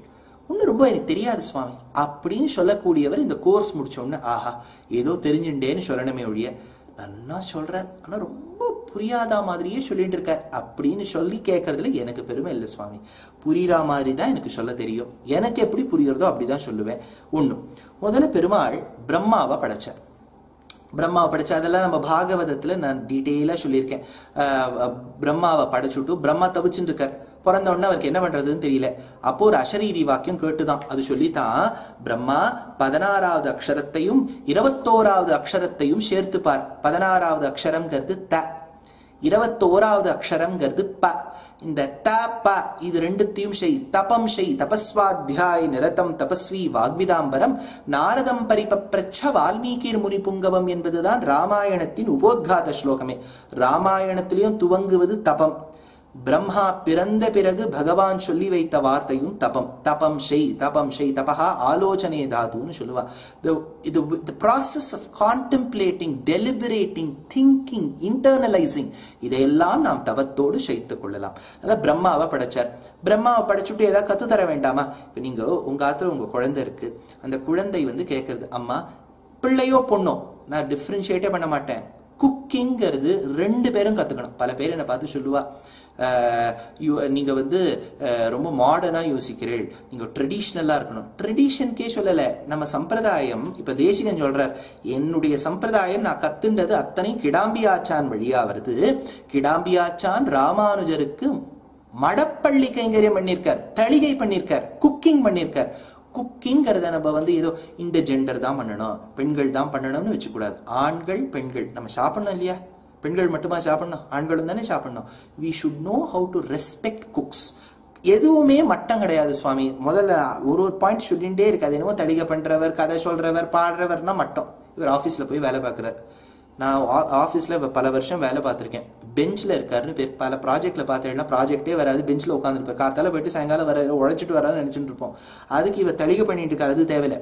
அதனால எந்த ஒரு தொழிலையுமே நாம் மட்டமாக பார்க்க கூடாது. அடிக்கடி என்னுடைய உபன்யாசங்கள்ல நிறைய குக்கிங்லேருந்து தான் எடுத்து சொல்வேன். இது மட்டமே கிடையாது, வசதியான விஷயம். நம்ம சாப்பிட்றது எனக்கு சமைக்க தெரியல, இன்னொருத்தர் தான் சமைச்சு போடுவார்னா எவ்வளவு மட்டம் இல்லையா? எனக்கு சாப்பிட்றத எனக்கு சமைக்க தெரிய வேண்டாமா? அதனால உங்காத்து குழந்தை ஆணோ பெண்ணோ கேட்குறது அம்மா ஐ வாண்ட் டு குக், நீங்க என்ன பண்ணுவேள்? அதுக்கு ரெசிபி புக்கை கொடுப்பேள், எப்படி கத்து தரணும்னு சொல்லுவேள். அந்த மாதிரி பெருமாள் பிரம்மாவை படைச்ச பிறகு விட்டுள்ள நீயே பண்ணிக்கோணும். பிரம்மா கேட்டார் நான் என்ன பண்ணணும்னு சொல்லு. நீ தான் படைக்கணும். இது படி சாஸ்திர புஸ்தகத்தை படி, நான் இதெல்லாம் படைச்சுட்டேன், இதெல்லாம் இன்னும் படைக்கணும், இதெல்லாம் இன்னும் சுஷுப்தி திசையில இருக்கு, இதெல்லாம் சூக்ஷ்ம திசையில இருக்கு, இதெல்லாம் ஸ்தூலத்துக்கு கொண்டு வா, இப்படி பல இடங்கள்ல சொல்லி பிரம்மாவுக்கு அத்தனை பாடமும் பயின்றுவித்தார் பெருமாள். ஒரு ட்ரைனிங், ஹேண்ட்ஸ் ஆன் அப்ரோச் கொடுத்தார். இப்ப இது வேதத்துல இதெல்லாம் இருக்கா அப்படின்னா பிரம்மாவை படைச்சு வேதத்தை சொல்லி கொடுத்தவர் பெருமாள். அதனால நான்மறை, அந்த நான்மறையை பிரமனுக்கு ஓதி வைத்தார் பெருமாள். ஹயக்ரீவனாகவோ ஹம்சமாகவோ நரநாராயணனாகவோ கபிலனாகவோ யாரா வியாசராகவோ யாரா பிறப்பாருன்னு தெரியாது பெருமாள். எப்ப வேணாலும் எங்க வேணாலும் பிறக்கலாம். ஏதோ ஒரு உருவம் கொண்டு பிரம்மாவுக்கு சொல்லி வைத்தார். நம் ஆச்சாரியர்கள் சொல்லுவது பரிமுகமாய் அருளிய நம் பரமன் காண்மின். திருவெள்ளரை பாசுரத்துல ஆழ்வார் சொன்னார் பரிமுகமாய். பரின்னு சொன்னா குதிரை, பரிமுகம், பரிமுகன்னு சொன்னா ஹயக்ரீவன் அர்த்தம். அதனால ஹயக்ரீவாவதாரம் எடுத்து பகவான் பிரம்மாவுக்கு எல்லா உபதேசமும் பண்ணார். இது ஃபர்ஸ்ட் ஸ்டெப். ஏன்னா இப்ப உலகம் நடக்கணும்னா, ஏதோ ஒரு ப்ராசஸ், ஏதோ ஒரு ஆக்டிவிட்டி நடக்கணும்னா முதல்ல கத்து தர வேண்டாமா? இது அடுத்தது என்ன எடுத்து பிரம்மா என்ன பண்ணார்? அவர் கொட்டாவி விட்டார். சுவாமி கொட்டாவி விடுறது தப்பா அப்படின்னு கேட்டா கொட்டாவி விடுறது தப்பே இல்லை, அது நேச்சுரல் ப்ராசஸ் தான். ஆனா இதுக்கு ஒரு லட்சணம் உண்டு. இப்ப வேதாந்தமோ ஒரு கிளாஸோ கேட்டு இருக்கும்போது, இப்ப இந்த கோர்ஸை கேட்டு இருக்கு, கரெக்டா கோர்ஸுக்கு உட்கார்ந்தோம்னா ஒரு கொட்டாவி வருதுன்னு வச்சுக்கோது, ஒரு கண்ட்ரோல் பண்ண முடியாது. கொட்டாவி சொல்லிட்டா வரும், இது மாதிரி 2 மணி நேரத்துல வரேன் சொல்லிட்டு வராது. கொட்டாவி விட்டா ஒரு நம்பிக்கை உண்டு சம்பிரதாயத்துல. கொட்டாவி விட்டுட்டா, அதுவும் கிளாஸ் கேட்டு இருக்கும்போது கொட்டாவி விட்டா அது வரைக்கும் கேட்டது கொஞ்சம் கொஞ்சமா மறக்க ஆரம்பிச்சிடுமா. நீங்க நன்னா யோசிச்சு பாருங்க, கதை கேட்கும்போது நன்னா புரியும். நீங்க என்னைக்காவது ஒரு நாள் கொட்டாவி விட்டு பாருங்க, ட்ரை பண்ணி பாருங்களே, ஒரு ட்ரையல் பண்ணி பாருங்க. அதனால கொட்டாவி விட்டார் பிரம்மா. பிரம்மாவும் பாவம் ஒரு சாதாரண ஒரு பத்தாத்மா தானே. அவர் என்ன பண்ணார், பத்தாத்மானா என்ன இது நான் பின்னாடி சொல்றேன், எல்லா வார்த்தையும் நீங்க குறிச்சு வச்சுக்கணும். இப்ப பிரம்மா என்ன பண்ணார், கொட்டாவி விட்டார். கொட்டாவி விட்டதுல என்னாச்சு, கத்துண்டதெல்லாம் மறந்து போயிடுது. இப்ப எதுவுமே புஸ்தக ரீதியா இல்ல, ஹயக்ரீவன் காதுல ஓதி வச்சிருக்கார், எல்லாம் மனசுல வாங்கிட்டு இருக்கார். பிரம்மா கொட்டாவி விட்டார், கத்துண்டதெல்லாம் மறந்து போயிடுது. இப்போ இந்த பிள்ளைகளுக்கெல்லாம் நம்ம இந்த கிண்டர் கார்டன்ல ஸ்கூல் பேகு, புஸ்தகம், பேனா, பென்சில் இதெல்லாம் போட்டு அனுப்புறோம்னு வச்சுக்கோ, சில நாட்கள் குழந்தை என்ன பண்ணிடும், புஸ்தகத்தை, பேக, பென்சில் எல்லாம் ஸ்கூல்லேயே விட்டுட்டு வந்துடும். ஆத்துல வந்த உடனே பேக் எங்கன்னு கேட்டா, ஐயோ அங்க விட்டுட்டேனே ஓன்னு அழும். அந்த மாதிரி பிரம்மா எப்பேற்பட்ட மகானாக இருப்பினும் எல்லாத்தையும் தொலைச்சு விட்டு இப்ப நிக்கிறார்.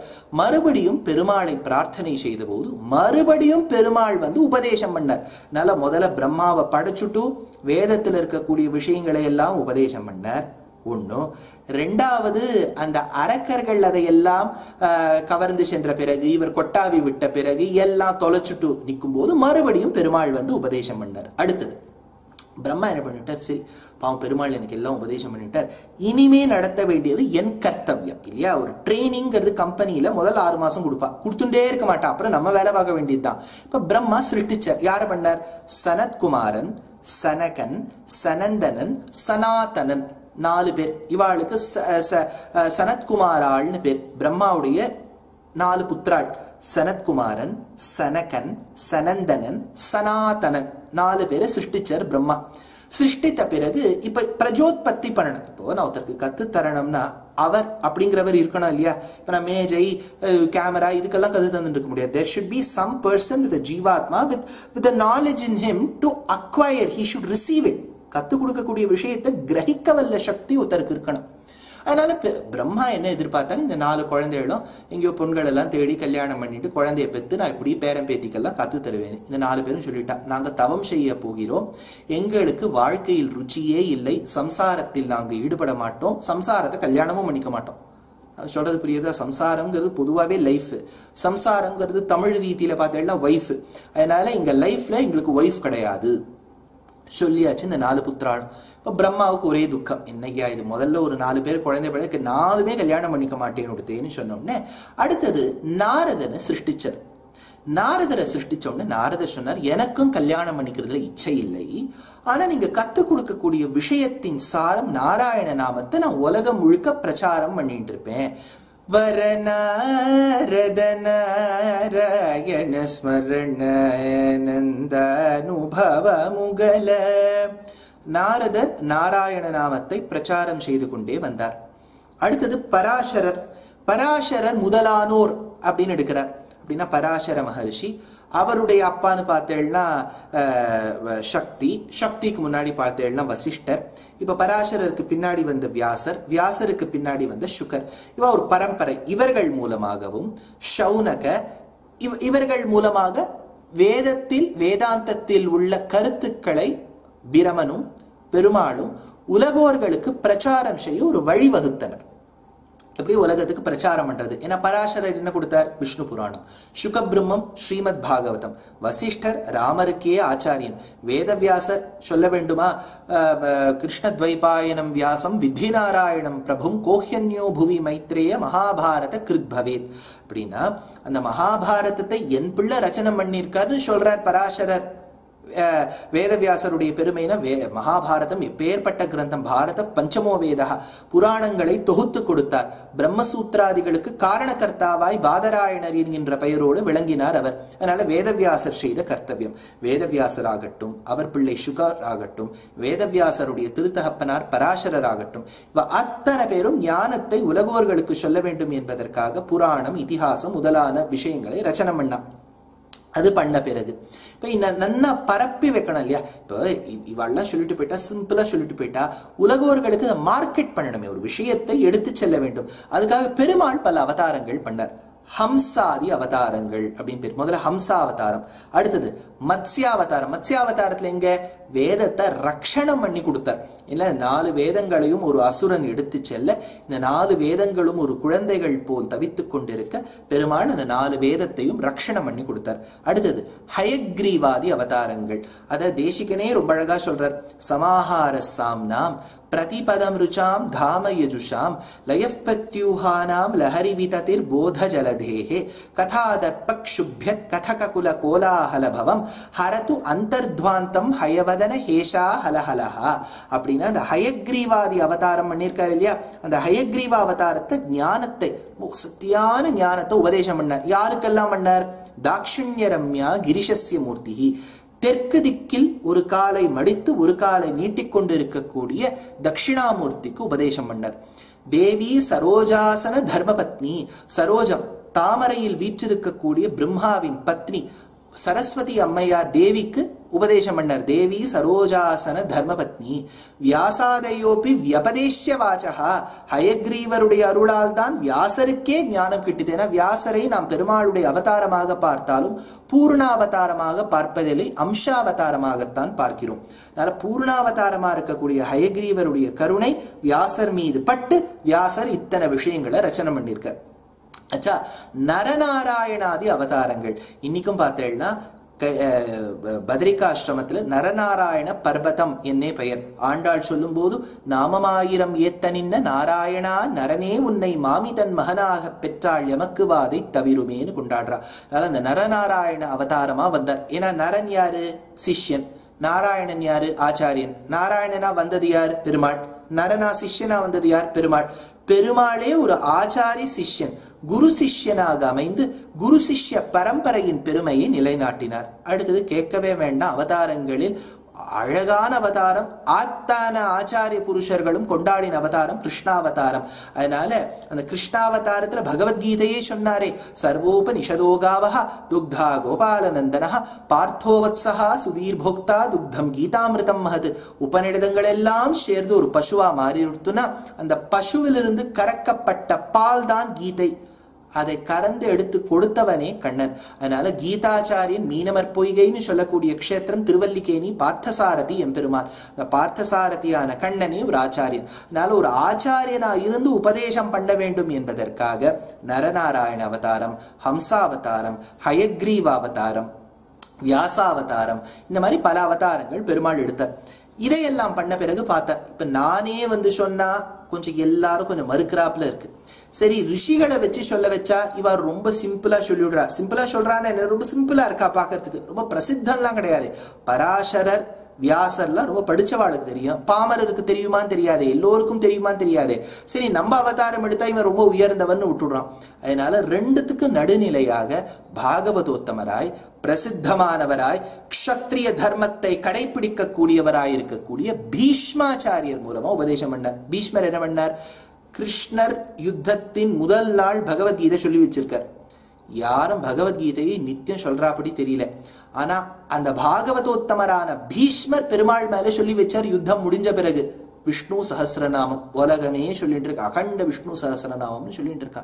அதனால அந்த விஷ்ணு சஹஸ்ரநாமத்தை உபதேசம் பண்ணார். அதனால விஷ்ணு சஹஸ்ரநாமத்துக்கு 6 லட்சணங்கள் பராசர பட்டர் சொல்றார்.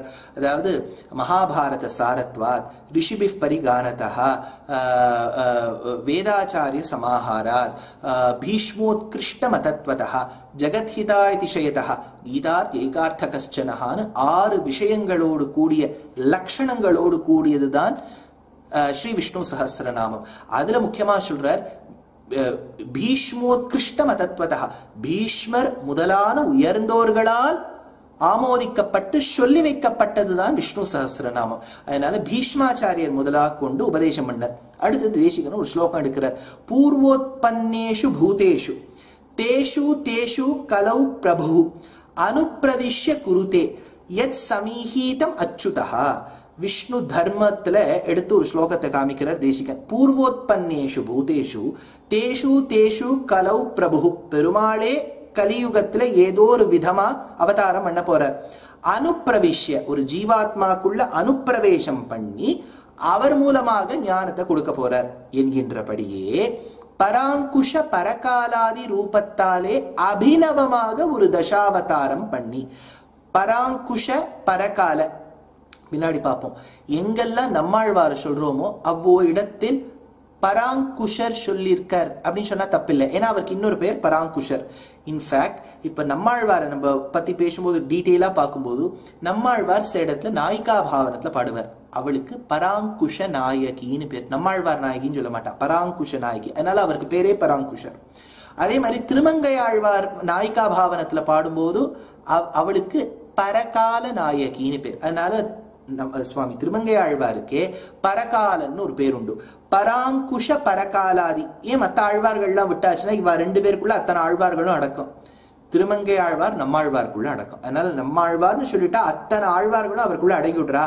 பரகால பராங்குஷாதி பராங்குஷ பரகாலாதின்னு சொன்னா அத்தனை அவதாரங்களையும் சேர்த்து அத்தனை ஆழ்வார்களையும் சேர்த்து ரூபத்தாலே அபிநவமாக. அபிநவன்னு சொன்னா என்ன அர்த்தம்னா புதுவிதமாக அர்த்தம். நவ நவன்னு சொன்னா சம்ஸ்கிருதத்துல 9 அப்படிங்கிற நம்பர். நவன்னு சொன்னா கான்டெம்பரரி மாடர்ன் அர்த்தம். காலத்துக்கு ஏத்த மாதிரி பெருமாள் அவதாரம் பண்ணாராம். அபிநவமாக ஒரு தசாவதாரம் பண்ணி. ஏன் சுவாமி நீங்க கணக்கு வச்சு பார்த்தா 13 ஆழ்வார்கள்னு சொன்னேள், 12 + 1 ராமானுஜர்னு. இப்போ தசாவதாரம்னு சொல்றீங்களே எப்படின்னு கேட்டா, பொய்கை ஆழ்வார், பூதத்தாழ்வார், பேயாழ்வார் 3 ஆச்சா, திருமழிசை ஆழ்வார் 4 ஆச்சா, நம்மாழ்வார் 5 ஆச்சா, 6வது மதுர கவிகள் வரணும். ஆனா மதுர கவிகள் நம்மாழ்வாரத்தான் பாடினார். அப்படின்னா நம்மாழ்வார சொல்லிவிட்டா மதுர கவி ஆழ்வார சொன்ன மாதிரி. அடுத்தது குலசேகர ஆழ்வார், அடுத்தது பெரியாழ்வார், அடுத்தது ஆண்டாள். ஆனா ஆண்டாள் ஆழ்வார்கள் கோஷ்டியில வந்தாலும் பெரியாழ்வார சொல்லிவிட்டா ஆண்டாள சொன்ன மாதிரி. ஏன்னா ஆண்டாள் மெய்மை பெருவார்த்தை விட்டு சித்தர் கேட்டிருப்பர் தம்மை உகப்பாரை தாமுகப்பார் என்னும் சொல் தம்மிடையே பொய்யானால் சாதிப்பார் ஆரினியே. நான் சொல்லுவதெல்லாம் உண்மை, நான் சொல்லி வைத்ததெல்லாம் எங்க அப்பா எனக்கு ஆச்சாரிய ஸ்தானத்திலிருந்து கத்து கொடுத்தான்னு சொல்லிட்டா. நம்மாழ்வார் எப்படி மதுரகவி ஆழ்வார் கொண்டாடினாரோ பெரியாழ்வார ஆண்டாள் கொண்டாடினாள். அப்படின்னா பெரியாழ்வார் சொல்ல வேண்டிய இடத்துல நம்மாழ்வார் வந்துட்டா, ஆண்டாள் வந்துட்டா.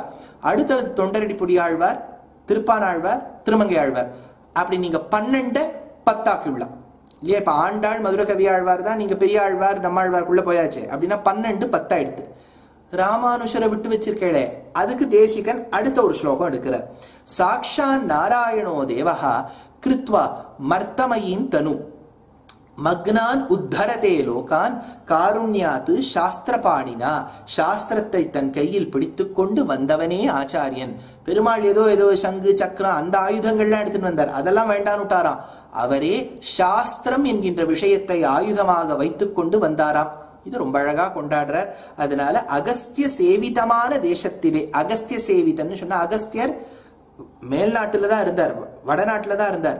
அப்புறம் ராமாயண காலத்திலேயே ராமரோடு மகாராஷ்டிரத்துல சந்திச்சார். அப்புறம் கீழே வந்தார்னு பார்த்தோம் இல்லையா? தமிழ் மொழியை வளர்த்து கொடுத்தவர் அகஸ்திய மகாமுனி. அகத்தியம் என்றே ஒரு புத்தகம் உள்ளதல்லவா, கும்பமுனின்னு பேர். அந்த கும்பமுனியான அகஸ்திய முனி, அந்த அகஸ்திய முனி சேவிதமான தேசம் தமிழகம். இந்த தமிழகத்தில் தேசத்திலே அநேக தேசிகாபதேசத்தாலே அவதரித்தருளினார். நிறைய ஆச்சாரியர்களாக பிறந்தார் அப்படின்னு பார்த்துட்டோம்.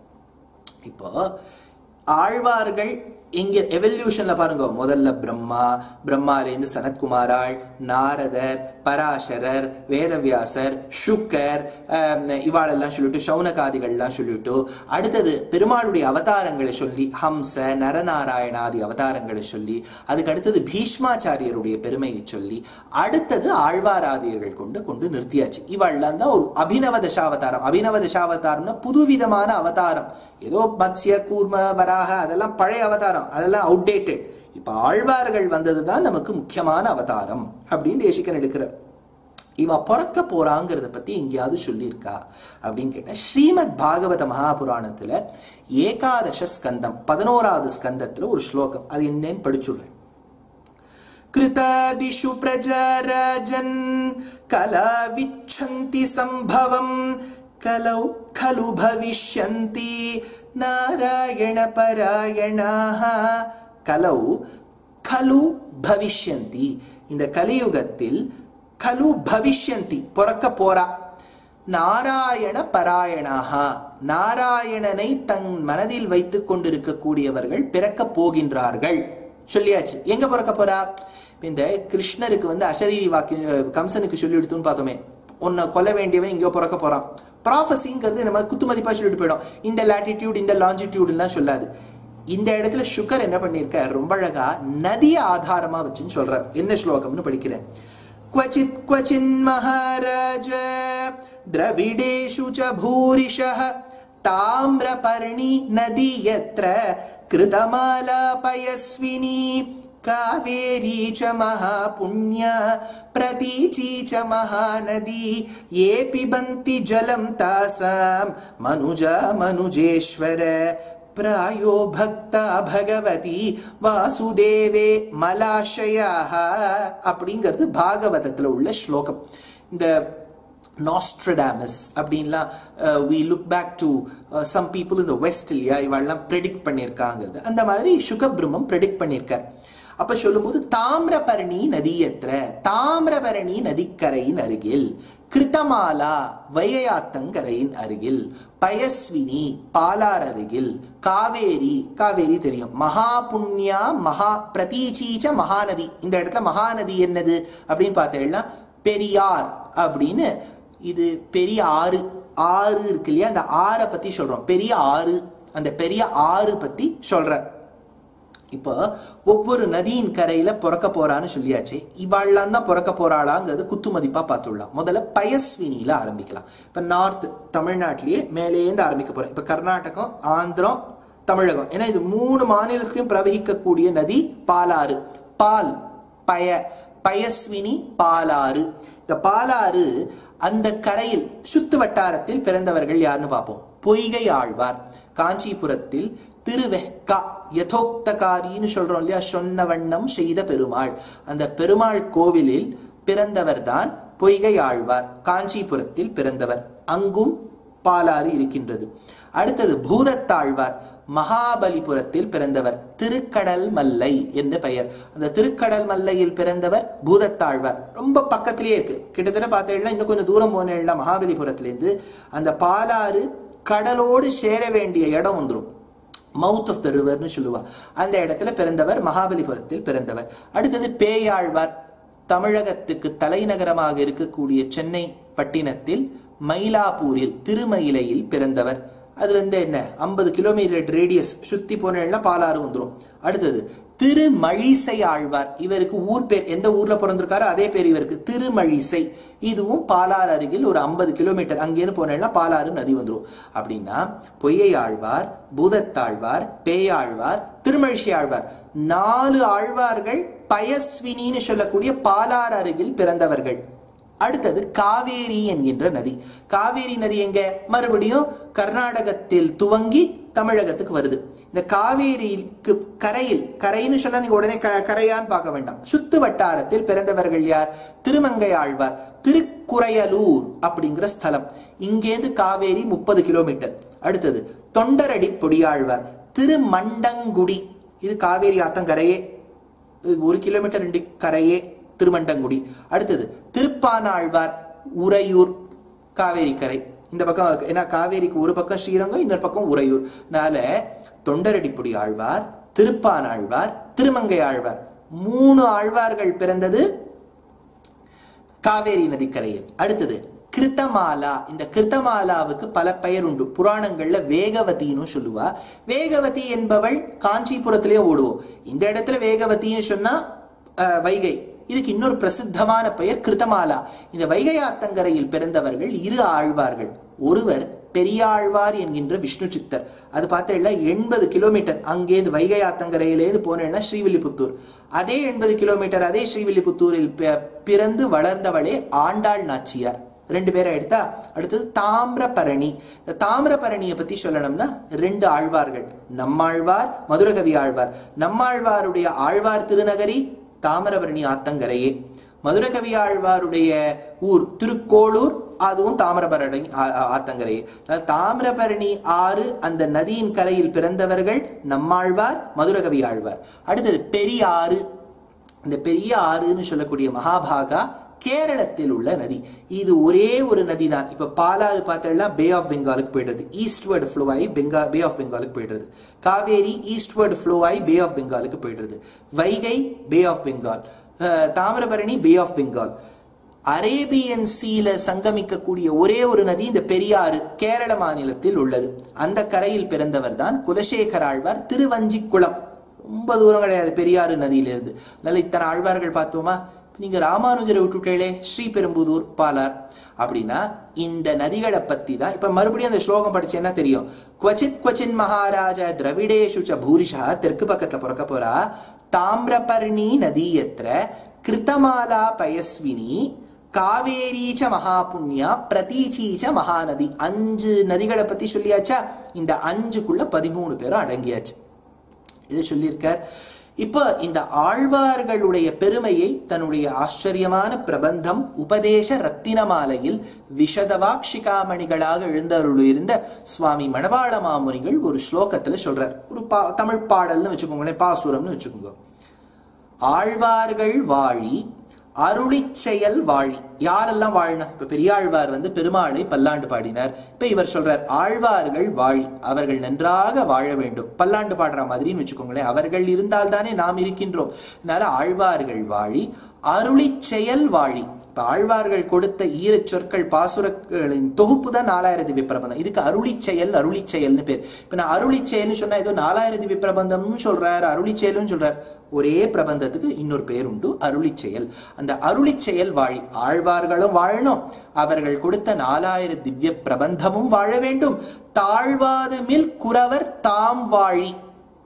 இதை ஓதுவிக்கக்கூடிய, கத்துக் கொடுக்கக்கூடிய, கத்துண்டு இருக்கக்கூடிய அத்தனை பேரும் வாழ வேண்டும். ஏழ்வாரும் உய்ய அவர்கள் உரைத்தவைகள் தாம் வாழி. இப்ப இந்த பிரபந்தத்தை நமக்கு ஓரளவுக்கு புரிய வைக்கிறது யாரு? வியாக்கியான கர்த்தாக்கள்.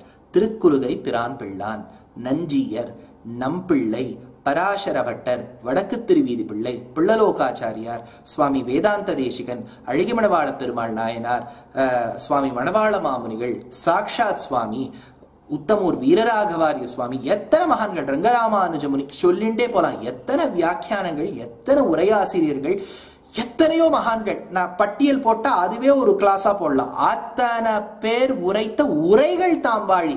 ஏன்னா பிரபந்தத்துக்கு ஒரு விளக்க உரை இல்லைன்னா புரிஞ்சுக்கிறது கஷ்டம் சுவாமி. அடியேனுக்கு அந்த விளக்க உரையை புரிஞ்சுக்கிறதே கஷ்டம். இதை இன்னொருத்தருக்கு வேற சொல்லணும்னா அது ஒரு அவள் என்ன சாதனைகள் பண்ணியிருக்கா. அவர்கள் உரைத்தவைகள் தாம்பாழி செய்யமறை தன்னுடனே சேர்ந்து. இந்த 4 6 அங்கங்களுக்கு சாரமாய் கொடுத்த இந்த அருளிச் செயல், அந்த அருளிச் செயலும் வாழ வேண்டும். அதை கொடுத்த ஆழ்வார்களும் வாழ வேண்டும். அதை கற்றுக் கொடுக்கக்கூடிய ஆச்சாரியர்களும் வாழ வேண்டும். கற்றுக்கொள்ளக்கூடிய சிஷ்யர்களும் வாழ வேண்டும். அந்த அர்த்தங்களை வைக்கவல்ல அந்த உரையாசிரியர்களும் வாழ வேண்டும். அவர்களுடைய உரைகளும் வாழ வேண்டும் சொல்லி மணவாள மாமுனிகள் இந்த அத்தனை பேருடைய அந்த பெருமையை எடுத்து சொல்றார். இப்போ பிரவேசம் பண்ணியுள்ளா முதலாழ்வார்கள். இந்த முதலாழ்வார்கள்னு சொன்னா தமிழ்ல முதல்னு சொன்னாலே முதல்ல யார் வந்தா அப்படின்னு கேட்கணும் இல்லையா? ஃபர்ஸ்ட் யார் வந்தா? இந்த 3 ஆழ்வார்களுடைய பெருமையை பத்தி நம்ம பார்க்க போறோம். துலாயாம் ஸ்ரவணே ஜாதம் காஞ்சியாம் காஞ்சன வாரிஜாத் துவாபரே பாஞ்சஜன்யாம்சம் சரோயோகினமாஸ்ரயே. இது பொய்கை ஆழ்வாருடைய சம்ஸ்கிருதத்தில் உள்ள ஒரு ஸ்லோகம். அடுத்தது துலா ஸ்ரவிஷ்டா சம்பூதம் பூதம் கல்லோல மாலினஹ தீரே புல்லோத்பலாத் மல்லபுரியாம் ஈடே கதாம்சகம். இவா எந்த வருஷம் பிறந்தா, எந்த மாசம் பிறந்தா, எந்த நட்சத்திரத்துல பிறந்தா, எதனுடைய அம்சமாக பிறந்தா, இதெல்லாம் சொல்றதுதான் இந்த ஸ்லோகம். அடுத்தது துலா ஷதபிஷத் ஜாதம் மயூரபுரி கைரவாத் மகாந்தம் மகதாக்கியாதம் வந்தே ஸ்ரீநந்த காம்சகம். 3 ஆச்சாரியர்களுடைய அந்த ஆழ்வார்களுடைய அந்த ஸ்லோகத்தை சொல்லியாச்சா. இவ 3 பேருமே எப்ப பிறந்தான்னு இந்த ஸ்லோகத்தின் ரீதியில பார்க்கணும். இப்ப நல்லா புரிஞ்சுக்கோங்க. இப்போ இந்த ஒரு கோர்ஸ் அப்படிங்கிறதுக்கும் உபன்யாசத்துக்கும் வித்தியாசம் உண்டு.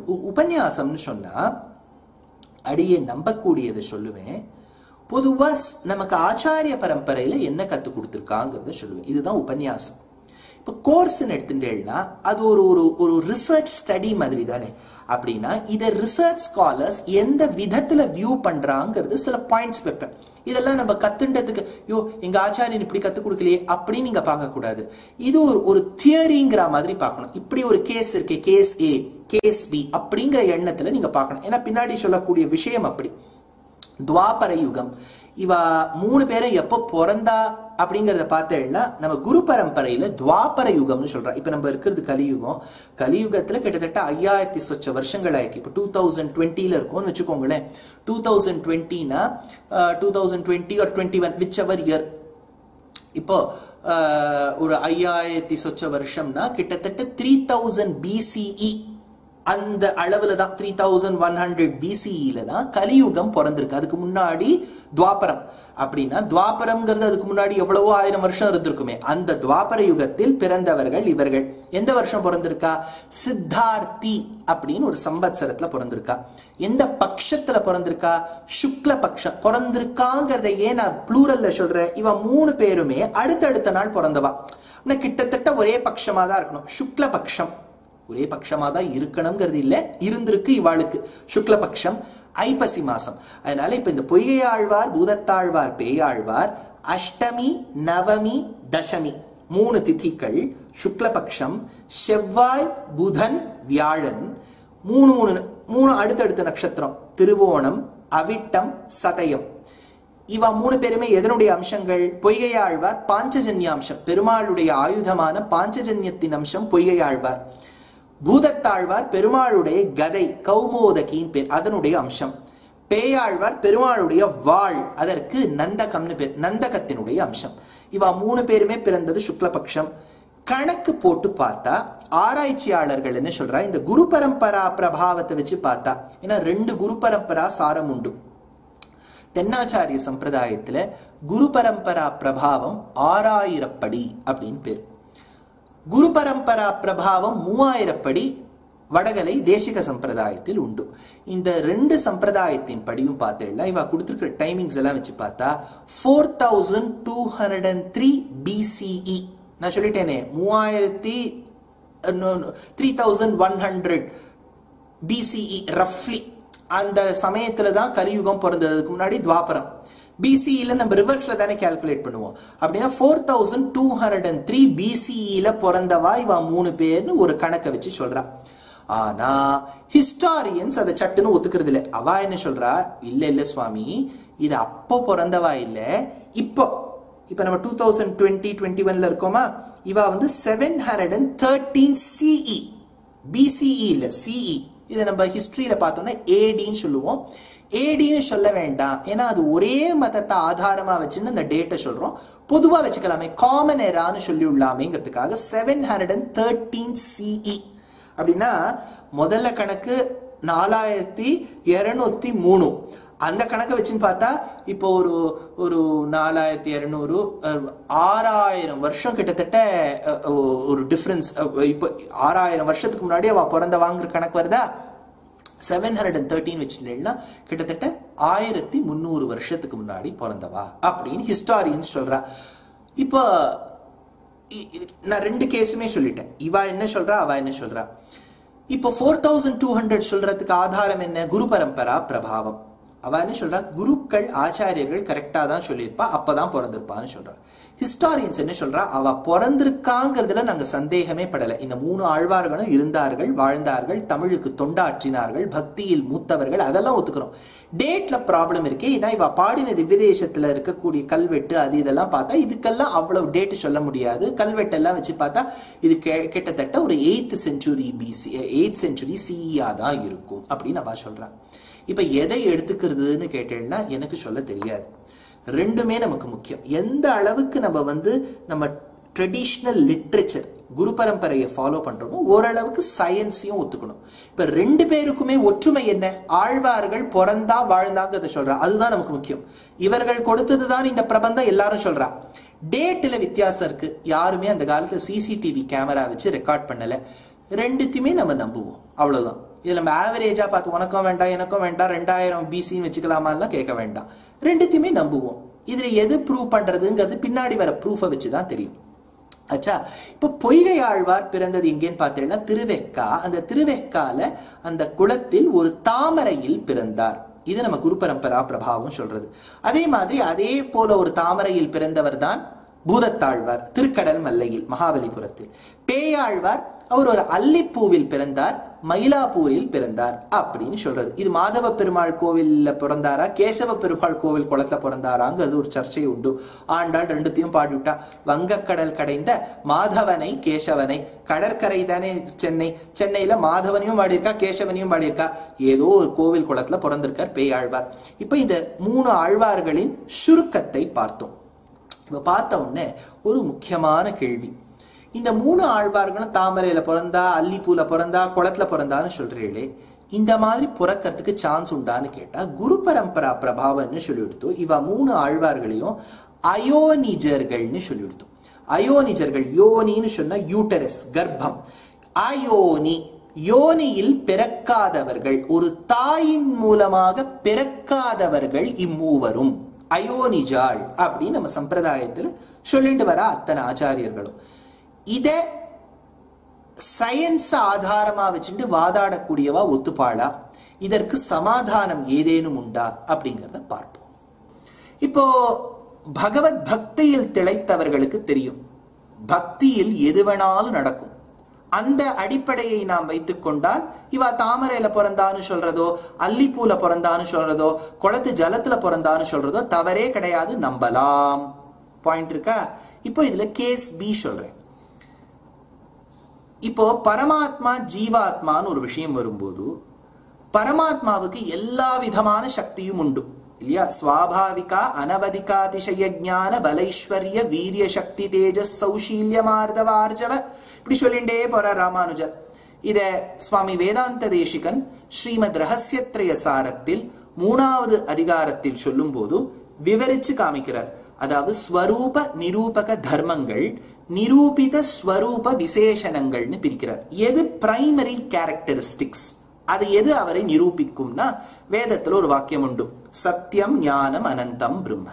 சத்தியத்துவம் என்கின்ற குணம், ஞானத்துவம் என்கின்ற குணம், அனந்தத்துவம் என்கின்ற குணம், இந்த 3 குணங்களையும் அடிப்படையாக கொண்டவன் தான் பிரம்மம். ஆச்சா. இப்ப இந்த பிரம்மத்துக்கு இந்த குணங்கள்லாம் இருந்துட்டா நம்மளால அண்டவும் முடியாது, அந்த பிரம்மமும் நம்ம கிட்ட வராது. அப்ப அவருக்கு எளிமை தேவை, தாயின் கருணை தேவை, வாத்சல்யம் தேவை, ஆர்ஜவம் தேவை, மார்தவம் தேவை. இந்த மாதிரி குணங்கள் சௌலபியம் சௌஷீல்யம்னு சொல்றோம் இல்லையா, அது இன்னும் அவரை கோடியிட்டு காண்பிக்கும். அதுக்கு நிரூபித ஸ்வரூப விசேஷணங்கள் என்று பெயர். ஷாட்குண்ய விவேகம் அப்படின்னு ஒரு கிரந்தமே உண்டு. அந்த ஷாட்குண்ய கிரந்தம் என்கின்ற கிரந்தத்திலிருந்து, ஷாட்குண்ய விவேகம் என்கின்ற கிரந்தத்திலிருந்து சுவாமி தேசிகன் தத்துவ டீகை அப்படின்னு ஒரு கிரந்தத்துல கோடியிட்டு காண்பிக்கிறார், ரெஃபரன்ஸ் எடுக்கிறார், சான்று எடுக்கிறார். இதெல்லாம் பெருமாளுக்கு உண்டு. அப்படின்னா பெருமாளை நீங்க நினைச்சே பார்க்க முடியாது, அப்பேற்பட்ட சக்தி வாய்ந்தவன் அவன். அவன் நினைச்சா கிருஷ்ணாவதாரம் பண்ணி மலையை தூக்க முடியும். அவன் நினைச்சா கிருஷ்ணாவதாரம் பண்ணி காளியன் என்கின்ற பாம்பின் மீது நர்த்தனம் செய்ய முடியும். அவன் நினைத்தால் கிருஷ்ணாவதாரத்தில் ஒரே ராத்திரியில மதுரையில இருக்கக்கூடிய மக்களை அனைவரையும் சேர்ந்து துவாரகா என்கின்ற உத்தரப்பிரதேஷ்ல இருந்து குஜராத்துக்கு ஒரே நைட்ல ஷிஃப்ட் பண்ணிட்டார், ஃபுல் சிட்டியே. அதெல்லாம் அவரால் முடியும். மாயனை மண்ணு வடமதுரையும் ஐந்தனைன்னு ஆண்டாள் கொண்டாடுறான். இப்ப நானும் மாயன்னு வச்சுக்கோ, நானும் பண்றேன் அப்படின்னா உலகத்துல எவ்வளவு பரமாத்மா இருப்பா? 4-5 பேர் இருப்பா. இந்த பரமாத்மா ஏகவசனம் தான், அதுல பரமாத்மாஸ் அப்படிலாம் வராது. ஒரே ஒருவனுக்கு தான் அத்தனை சக்தியும் உண்டு. அப்படின்னா இப்ப ஆழ்வார் தாமரையில பிறந்தார், ஜலத்துல பிறந்தார் அப்படின்னு சொல்லிட்டா இதெல்லாம் பரமாத்மாவுக்கு இருக்கக்கூடிய லட்சணம் தானே. அவர் எங்க வேணாலும் பிறக்கலாம், யாருக்கு வேணாலும் பிறக்கலாம், எப்படி வேணாலும் பிறக்கலாம். இப்ப ஜீவாத்மாக்களும் அப்படி பிறந்து விட்டால் என்ன ஆவது அப்படின்னு ஒரு சர்ச்சை. இதுக்கு ஒரு சமாதானம் அடியேன்னு சொல்றேன். இது ஒரு தியரி தான், நீங்க நல்லா ஞாபகம் வச்சுக்கோ, இது ஒரு தியரி. இப்ப நீங்க இப்ப ஒரு கோர்ஸா நீங்க படிக்கிறதுனால you should be very very magnanimous and open to listening to all forms of knowledge. அதாவது ஒரு விஷயத்தை எந்தெந்த கோணங்களில் பார்க்கலாம் என்பதை தெரிந்து கொள்வோம். நீங்க இதெல்லாம் கேட்டுட்டு ஒரே கோணத்துல உங்களுக்கு பிடிச்ச கோணத்துல பார்த்துக்கோங்க.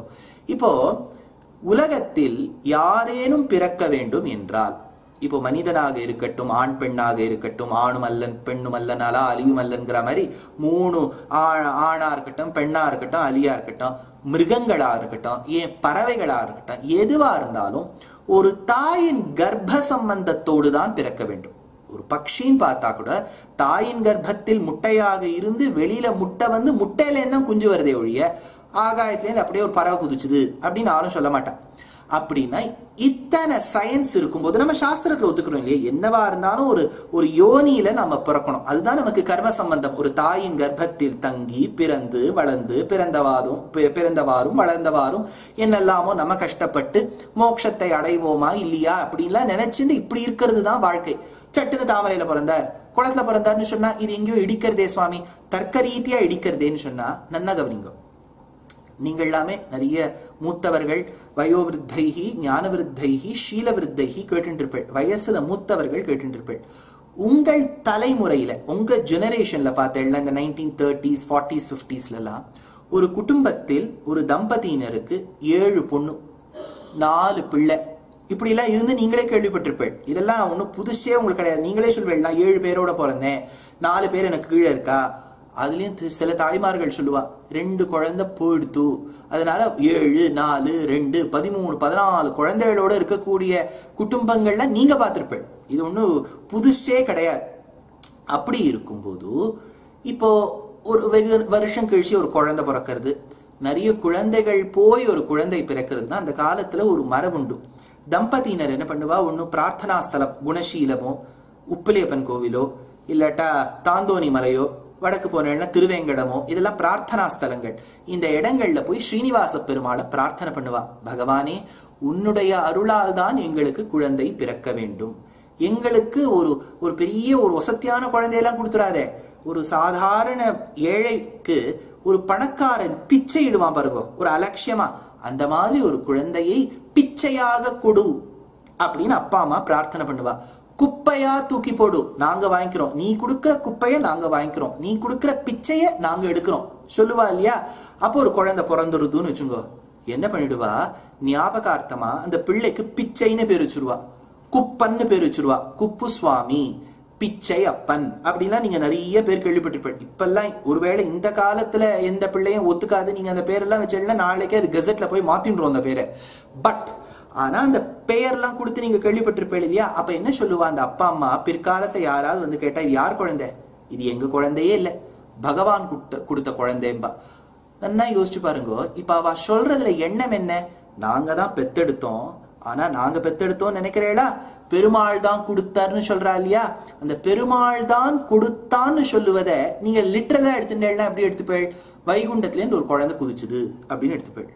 ஆனா ஓரளவுக்கு தர்க்க ரீதியா விசாரம் பண்றவர் என்ன எடுத்துப்பார், இல்ல இல்ல இவாளுக்கு தான் பிறந்தது, பாவனையில அது குழந்தை, தெய்வத்தின் குழந்தைன்னு பாவிக்கிறா. அந்த மாதிரி யாருக்கு பிறந்திருக்கும்னு தெரியாது. இந்த 3 குழந்தைகளும் அனாதையாக கோவில்களில் விடப்பட்டன. அந்த அனாதையாக இருக்கக்கூடிய குழந்தைகளுக்கு அப்பா அம்மா யாருன்னு தெரியாது. தெய்வத்தின் அனுகிரகத்தால் பிறந்த இந்த குழந்தை தெய்வ குழந்தைகள் அப்படின்னு ஒரு தியரி வந்திருக்கும். இப்ப இந்த முதலாழ்வார்கள் தாமரையில தான் பிறந்தா, கேணியில தான் பிறந்தா, குளத்துல தான் பிறந்தா, அல்லிப்பூல தான் பிறந்தா, அது ஒரு தியரி. அப்படின்னா பகவானுடைய சக்தி பூரணமா அவகிட்ட இருக்கு, அவர்களுக்கும் அந்த சக்தி வந்து பிறந்தார்கள்னு வச்சுக்கலாம், அயோனிஜர்கள்னு வச்சுக்கலாம், ஒரு தாயின் கர்ப்பத்தில் தங்கவில்லை. இன்னொரு பக்கம் பாருங்க, பகவானின் குழந்தைகள் தான், ஆனா யாருக்கோ பிறந்து விடப்பட்டன, அவர்களே பகவத் அனுகிரகத்தால் வளர்ந்தன அப்படின்னு வச்சுக்கலாம். So they were naturally born, they were abandoned and later were treated as God's own children. அல்லது பகவத் சக்தியால் ஏற்கனவே அல்லிப்பூலியோ தாமரையிலயோ பிறந்திருக்கலாம், ஏதோ ஒண்ணு பிறந்தாங்கிறத ஒத்துக்கிறோம். இதுல 2 தியரி உண்டு. இப்போ இதுல முதல்ல பொய்கை ஆழ்வார்ல இருந்து ஆரம்பிக்க போறேன். இப்போ இந்த பொய்கை ஆழ்வார்ல இருந்து ஆரம்பிக்க போறேங்கிறதுக்காக பூதத்தாழ்வார் பெய்யாழ்வார் விட்டுட போறது இல்லை. ஏன்னா இவர்களுடைய சரித்திரம் ஒண்ணுத்துக்கு ஒன்று பிணைந்துதான் இருக்கும். ஒரு பெண்ணினுடைய கூந்தல் நீங்க ஜடையா பின்னணும்னா 3 பாகமா பிரிப்பேள், 3 டிஸ்டிங்க்ட் பிரான்ச்சஸ். ஆனா அதை நீங்க மாத்தி மாத்தி மாத்தி மாத்தி திரிவேணியா கோக்கும் போது எல்லாமே கலந்து கலந்து இருக்கும். ஆனா கண்ணுக்கு பிரிச்சு பிரிச்சு தெரியும். நீங்க 2 பிரான்ச்சையும் பார்ப்பேள், 3வது அந்தர்வாகினியா ஓடிட்டு இருக்கும். அந்த மாதிரிதான் முதலாழ்வார்கள். இவர்களை நீங்க பிரிச்சு பார்த்தேன்னாலும் அல்லது சேர்த்து பார்த்தேன்னாலும் சரித்திரம் சுருக்கம் தான். அதனால ஓரளவுக்கு நான் அந்த சரித்திரத்தை கொஞ்சம் நீட்டி சொல்ல போறேன். மூவரும் தனித்தனியே வாழ்ந்தார்கள். மூவருக்கும் ஒத்தருக்கு யாரும் தெரியாது. பொய்கை ஆழ்வாருக்கு யார் பேய் ஆழ்வார்னு தெரியாது. இவர் காஞ்சிபுரம், அவர் சென்னை, அவர் மகாபலிபுரம், ட்ரையாங்கிள் மாதிரி வச்சுக்கோங்களேன். யாருக்கும் யாரையுமே தெரியாது. திரயஸ்தே மிதோ ந சம்பர்க்க ஜுஷோ பபூவு அப்படின்னு திவ்யசூரி சரித்திரத்துல எடுத்துட்டு இப்ப பொய்கை ஆழ்வார் தன்னுடைய தொண்டை நாட்டை விட்டு நடுநாட்டுக்கு போயிட்டு இருக்கார். நடுநாட்டு திவ்யஸ்தலங்கள் 2. திருக்கோவலூர், கிருஷ்ணாரண்ய கஷேத்திரங்கள்ல முக்கியமான ஸ்தலம் திருக்கோவலூர் 1. 2வது திருவஹீந்திரபுரம், பணிபதி புரநாதகா பாத்துமாம் தேவநாதகா என்று தேவநாத பெருமாள் காட்சி கொடுக்கக்கூடிய திருவஹீந்திரபுரம். இது 2த்துக்கும் நடுநாட்டு திவ்யதேசம் என்று பெயர். தொண்டை நாடு பல்லவர்கள் ஆண்ட ஊர், அதுக்கு கீழே இருக்கக்கூடியது நடுநாடு. நடுநாடு பெண்ணையாத்தங்கரையில இருக்கக்கூடியது ஆச்சரியமான திவ்யஸ்தலம் திருக்கோவலூர். கண்ணன் ஆயனுக்காக ஏற்பட்ட ஊர். இந்த பொய்கை ஆழ்வார் அந்த ஊருக்கு கிளம்பி போயிட்டு இருக்கார். கிளம்பி போகும்போது நீங்க யோசிச்சு பாருங்க, today we have got GPS to direct us. இந்த ஊருக்கு இப்படி போகணும், ஃபிளைட்ல போனா இவ்வளவு நேரம் ஆகும், கார்ல போனா இவ்வளவு நேரம் ஆகும், இதெல்லாம் நமக்கு ஜிபிஎஸ் சொல்றது. Are we can even rely on people. முன்னெல்லாம் இப்ப ஜிபிஎஸ் இல்லாத சமயத்துல என்ன பண்ணுவோம், யாரையாவது போய் கேட்போம். அப்ப இந்தியால வாஸ்ட் பாப்புலேஷன், ஒரு 5 கிலோமீட்டருக்கு பார்த்தேன்னா காடாவே வந்துட்டு சொல்ல முடியாது. எங்கேயாவது ஒரு வீடு இருக்கும், யாராவது ஒரு டீ கடை இருப்பார், யாராவது ஒருத்தர கேட்டுன்னு போலாம். இப்ப ஆழ்வார்கள் வாழ்ந்த காலத்துல அவ்வளவு மக்கள் தொகை இருந்ததா, எல்லாம் காடா இருந்ததா ஒண்ணுமே தெரியாது. அவருக்கு யாரு வழி காண்பிப்பா, இதுதான் திருக்கோவலூருக்கு போகணும்னு? அவரோ பகவத் பக்தியில் திளைத்து பகவானே ரசிச்சுன்னு வருந்திருக்கார். அவர்கிட்ட மேப்பை கொடுத்துட்டு போவோம்னு சொன்னா எப்படி போவார்? அதனால ஒரு பாம்பு வழி காட்டித்தான். சென்னால் குடையாம், இருந்தால் சிங்காசனமாம், நின்னால் மரவடியாம், நீழ்கடலுள் என்றும் புனையாம், மணிவிளக்காம், பூம்பட்டாம், புல்குமணையாம், திருமார்க்கு அரவு. இப்ப இந்த முதல் திருவந்தாதி, 2ஆம் திருவந்தாதி, 3ஆம் திருவந்தாதிங்கிற பிரபந்தம் இப்ப பொய்கை ஆழ்வாருடைய சரித்திரம் வருவதால் முதல் திருவந்தாதியிலேன்னு சொல்லுவேன். அடுத்தது பூதத்தாழ்வார் வரும்போது 2ஆம் திருவந்தாதி, பேயாழ்வார் வரும்போது 3ஆம் திருவந்தாதி. இந்த 3 பிரபந்தங்களும் இயற்பாவில் அமைந்த பிரபந்தங்கள். இந்த பிரபந்தங்களுக்கு வியாக்கியான சக்கரவர்த்தி பெரியவாச்சான் பிள்ளையுடைய வியாக்கியானமும் உண்டு. சேர்த்து ஒரு பெருமை, நஞ்சியருடைய ஆத்மார்த்த சிஷ்யராக இருந்த நம்பிள்ளையுடைய வியாக்கியானமும் உண்டு. அதனால 2 வியாக்கியானங்கள்ல இருந்தும் கொஞ்சம் மேலோட்டமா எழுற மாதிரி சொல்லுவேன். நீங்க அப்படியே அந்த வியாக்கியானத்தை சேவிப்பேளா? will you read out lines from the commentary-ஆன்னு கேட்டா இல்ல. பின்னாடி அமலநாதி பிரானுக்கு வியாக்கியானம் செய்த சுவாமி தேசிகனுடைய முனிவாகன போகத்திலிருந்து கொஞ்சம் சேவிப்பேன். பின்னாடி திருநெடுந்தாண்டகம் வரும்போது பெரியவாச்சான் பிள்ளையுடைய வியாக்கியானத்தை சில இடங்கள்ல சேவிப்பேன். மற்றபடி பார்த்தேன்னா அந்த வியாக்கியானத்தில் உள்ள கருத்துக்களின் சுருக்கத்தை தான் நான் சொல்லுவேன். இப்ப சென்னால் குடையாம், இப்ப நீங்க என்ன கவனிக்கணும், பிரபந்தாதிகள் சொல்லும் போது ரகாரம் வரும்போது ஆன வரைக்கும் தவிர்க்கணும். இந்த ர வரும்போது சென்றால் குடையாம், இந்த பட்டிமன்றங்கள்ல பேசுற மாதிரி பேசக்கூடாது பிரபந்தத்தை. சென்னால் குடையாம், ரகாரம் வரும்போது நாவா மாத்தணும் அப்படின்னு ஒரு மரபு. ஏன் சுவாமி தமிழை ஏன் மாற்ற வேண்டும் என்று கேட்டால், இது தமிழ் மொழியாக இருப்பினும் இந்த ஈரத்தமிழோ சுவையான தமிழோ பைந்தமிழோ அமுதமான தமிழோ பகவானுடைய உகப்புக்காக ஏற்பட்டவை. அந்த பகவானுடைய உகப்பு எதுவெனில் அவனுடைய செவியுள் புக வேண்டும் இல்லையா? ஸ்ரவணம்ங்கிறது காதுல போய் பெருமாள் காதுல போய் விழ வேண்டும். விழும்போது இந்த ரக்காரத்தை அழுத்தி சொன்னா அது ஊசி சூலம் மாதிரி போய் குத்துமா, பெருமாளுக்கு காதெல்லாம் கூசுமா. அதனால ஜாகிரதையா சொல்லணும். அந்த சொல்லும் போது கூட நம்மளுடைய நளினம் தெரிய வேண்டும் என்று பாவித்தனர் ஆழ்வார்கள். அதனால சென்னால் குடையாம், அந்த ஆதிசேஷன் என்பவன் சென்னால் குடை.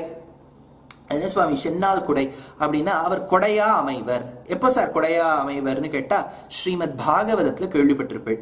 அதாவது வசுதேவர் என்கின்றவர் ஆனகதுந்துபி தேவகிக்கும் அவருக்கும் பிறந்த குழந்தையான கண்ணனை ஒரு கூடையில் ஏற்றிக்கொண்டு தன்னுடைய சிரசின் மீது தரித்து கொண்டு யமுனையாத்தங்கரையை கடந்து இந்த மதுரா நகரத்திலிருந்து புறப்பட்டு ஆயர்பாடி கோகுலத்துக்கு செல்ல வேண்டும். செல்லும் தருவாயில பார்த்தா ஒரே மழை. ஆங்கிலத்துல சொல்லும் போது it was raining cats and dogs அப்படின்னு சொல்லுவோம். அப்படி மழை. ஆனா ஒரு துளி ஜலம் இவர் மேல விழல. இப்ப இந்த தியேட்டர்ஸ்க்கெல்லாம் போனேன்னா 3D 4D மூவிஸ்லாம் பார்த்தேன்னா அது என்னமோ நம்ம மேலேயே ஜலம் வரா மாதிரி இருக்கும், ஆனா வராது. அந்த மாதிரி இவர் மேல ஒரு துளி விழல. என்னன்னு பார்த்தா மேல 1000 பராமண்டலங்களோடு கூடிய ஆதிசேஷன் குடையாக இருந்தானாம். வெள்ளை வெள்ளை அணைமேவினர் குலசேகர ஆழ்வார். அதாவது இவரோ வெள்ளை ஆதிசேஷன், இவரோ பாம்பு. 500 நாவினால்னு பெருமாள் திருமொழியில எடுத்தார் குலசேகர ஆழ்வார். 500 அப்படின்னா 1000 பராமண்டலங்களோடு கூடிய ஆதிசேஷன். அவர் கொடையா அமைஞ்சார். அந்த குடையாக இருப்பது ஆதிசேஷனுக்கு கடமை என்னோ, பெருமாளுக்கு கொடையா இருக்கார். அதனால சென்னால் குடையாம். இது எதுக்கு எடுத்துக்காட்டுன்னு கேட்டார். வியாக்கியான சக்கரவர்த்தி பெரியவாச்சான் பிள்ளை சாதிச்சார். சேஷனாக இருக்கக்கூடியதற்கு எடுத்துக்காட்டு. நன்னா இதை கவனிங்கோ. இப்போ சேஷன் அப்படின்னு சொன்னேன்னா ஒருத்தர் வேடிக்கையே சொன்னார், எலெக்ஷன் கமிஷனர் இருந்துட்டு போட்டோம். இப்ப சேஷன் அப்படின்னு சொன்னா அடிமைப்பட்டவன், பகவானுக்கு கைங்கரியங்கள் செய்பவன், அவன் சேஷன். சேஷபூதன்னு சொல்லுவா. இப்போ சேஷன் அப்படின்னா அதுக்கு முன்னாடி ஆதியை சேர்த்துட்டா என்ன வரும்? ஆதிசேஷன் வரும். ஆதிசேஷன்னா யாரு அப்படின்னா எல்லாரும் என்ன சொல்லுவா? பாம்பும்பா. பாம்பான அவனுக்கு அனந்தன்னு பேர். ஞாபகம் வச்சுங்கோ, அனந்தன் என்பவன் தான். அதனால்தான் அந்த ஊருக்கே அனந்தங்காடு.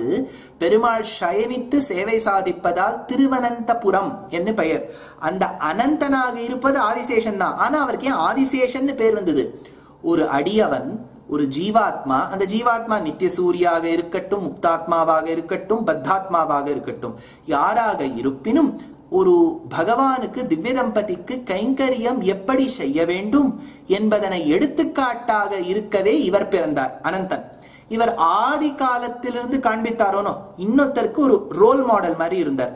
முதல்ல சேஷன் எப்படி இருக்க வேண்டும் என்று காண்பித்தவர், ஆதி காலத்துல சேஷன் எப்படி இருக்கணும்னு காண்பித்தவர். அனந்தனானவருக்கு ஆதிசேஷன் பேர். ஆதிசேஷன்னா பாம்புன்னு அர்த்தம் இல்லை, ஆதிசேஷன்னா முதல் கைங்கரியபரர்னு அர்த்தம். அது அனந்தனுக்கு பேர் அமைந்தது. அப்படின்னா ஒருவன் சேஷபூதனாக இருக்க வேண்டும் என்பது எப்படி? பரகத சேஷா பரஹா சேஷின்னு வேதார்த்த சங்கிரகத்தை பகவத் ராமானுஜர் சேஷன்னா என்னன்னு எடுத்து காண்பித்தார். தன்னுடைய மாஸ்டருக்கு, தன்னுடைய சுவாமிக்கு உகப்பான விஷயங்களை சதா சர்வகாலமும் செய்து கொண்டே இருக்கக்கூடியவனுக்கு சேஷன் என்று பெயர். அப்படின்னா சென்னால் குடையாம். பகவான் சென்றால், சென்னால்னா இது ஆதிசேஷன் போல, பகவான் சென்றால் இவர் குடையாம். வார்த்தையை சேர்த்துக்கணும். அப்படின்னா ஆதிசேஷன் சென்றால் குடையாம்னு இருக்காரா, இருந்தால் சிங்காசனமா.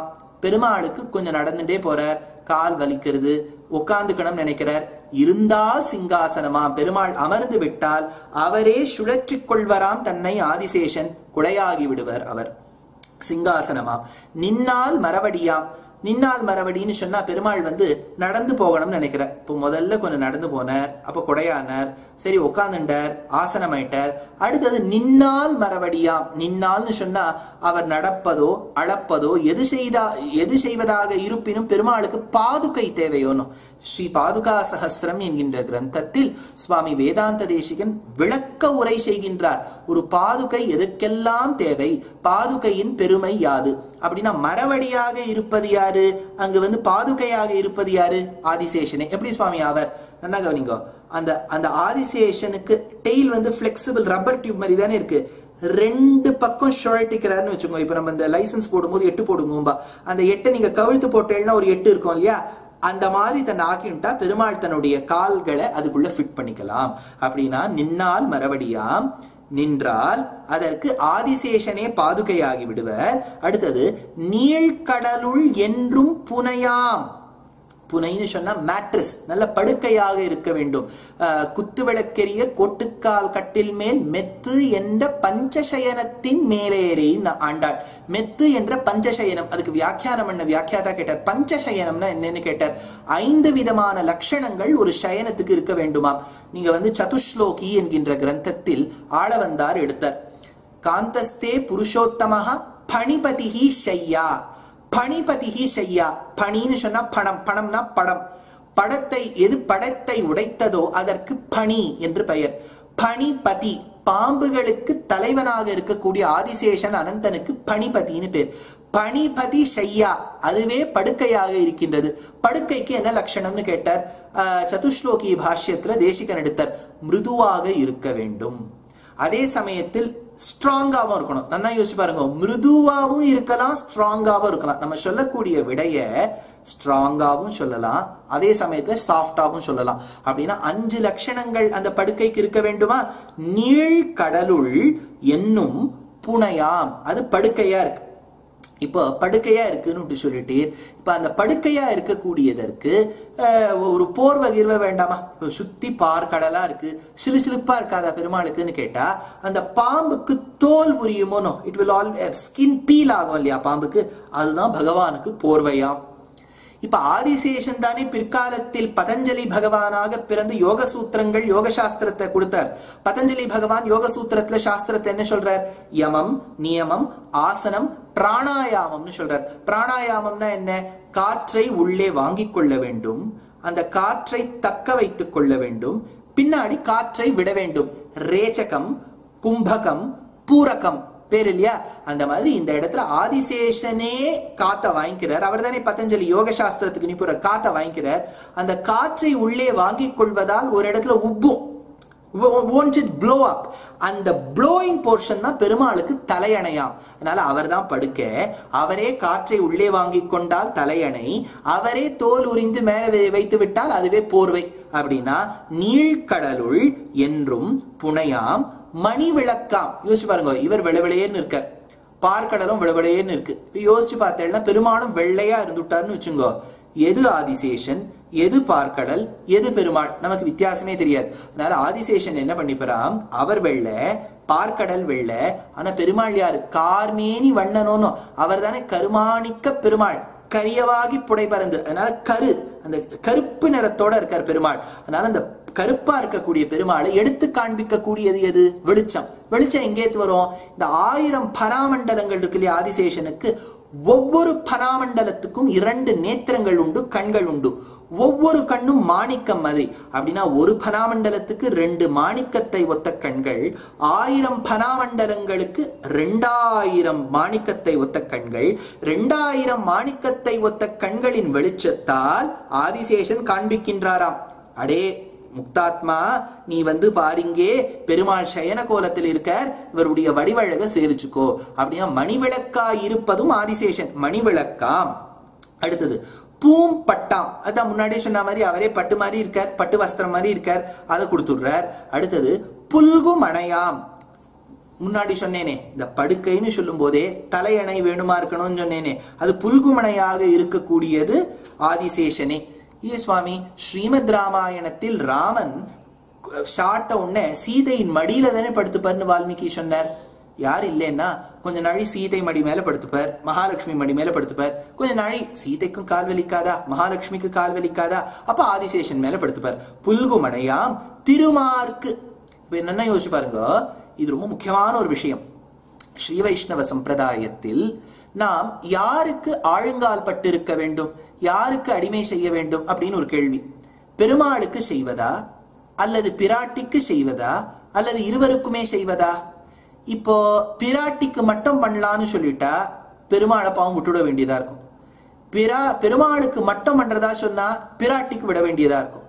இருவருக்கும் சேர்ந்து பண்றதா சொல்லிட்டா அந்த சர்ச்சை சண்டையே வராது. ஆனா என்ன ஒண்ணுன்னா, நம் அடிமை நாம் யாருக்கு அடிமைப்பட்டு இருக்க வேண்டும், எவன் உயர்ந்தவனோ, எது உயர்ந்த பொருளோ அவனுக்கு மட்டும் இருக்க வேண்டும். அது ஏகவச்சனத்துல இருக்கு.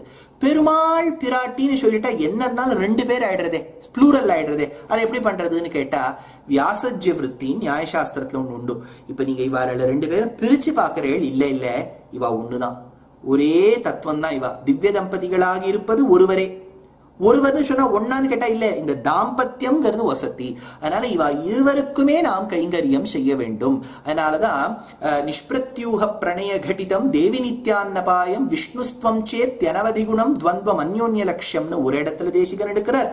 இன்னொரு இடத்துல தம்பதி தெய்வதம்னஹா, our servitude is towards the divine couple, not the divine person. It is a divine couple அப்படின்னு. அப்படின்னா நம்ம கடமைப்பட்டிருக்க வேண்டியது, அடிமைப்பட்டிருக்க வேண்டியது இருவருக்குமே. இப்ப இவா 2 பேர் எங்க இருக்கா? ஸ்ரீவைகுண்டத்துல இருக்கா, பரமபதத்துல இருக்கா. இவாளுக்கு கைங்கரியம் செய்யக்கூடியவர்கள் யார்? கருடன் வாகனமா இருக்கார், ஆதிசேஷன் படுக்கையா இருக்கார், அதே சமயத்துல விஸ்வக்சேனர் காவலுக்கு இருக்கார், கமாண்டர் இன் சீஃபா இருக்கார். இவா 3 பேரும் பெருமாளுக்கு மட்டும் பண்றாரா கைங்கரியம், பிராட்டிக்கு மட்டும் பண்றாளா, ரெண்டு பேருக்குமே பண்றா? இது எப்படி சுவாமி தெரியுது? ஆதிசேஷன் இருவருக்குமே படுக்கையாக இருப்பதால் தான் பெருமாளும் இருக்கார், பிராட்டியும் இருக்கா.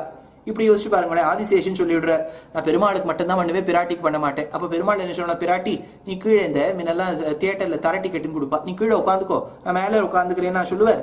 சொல்ல மாட்டார்.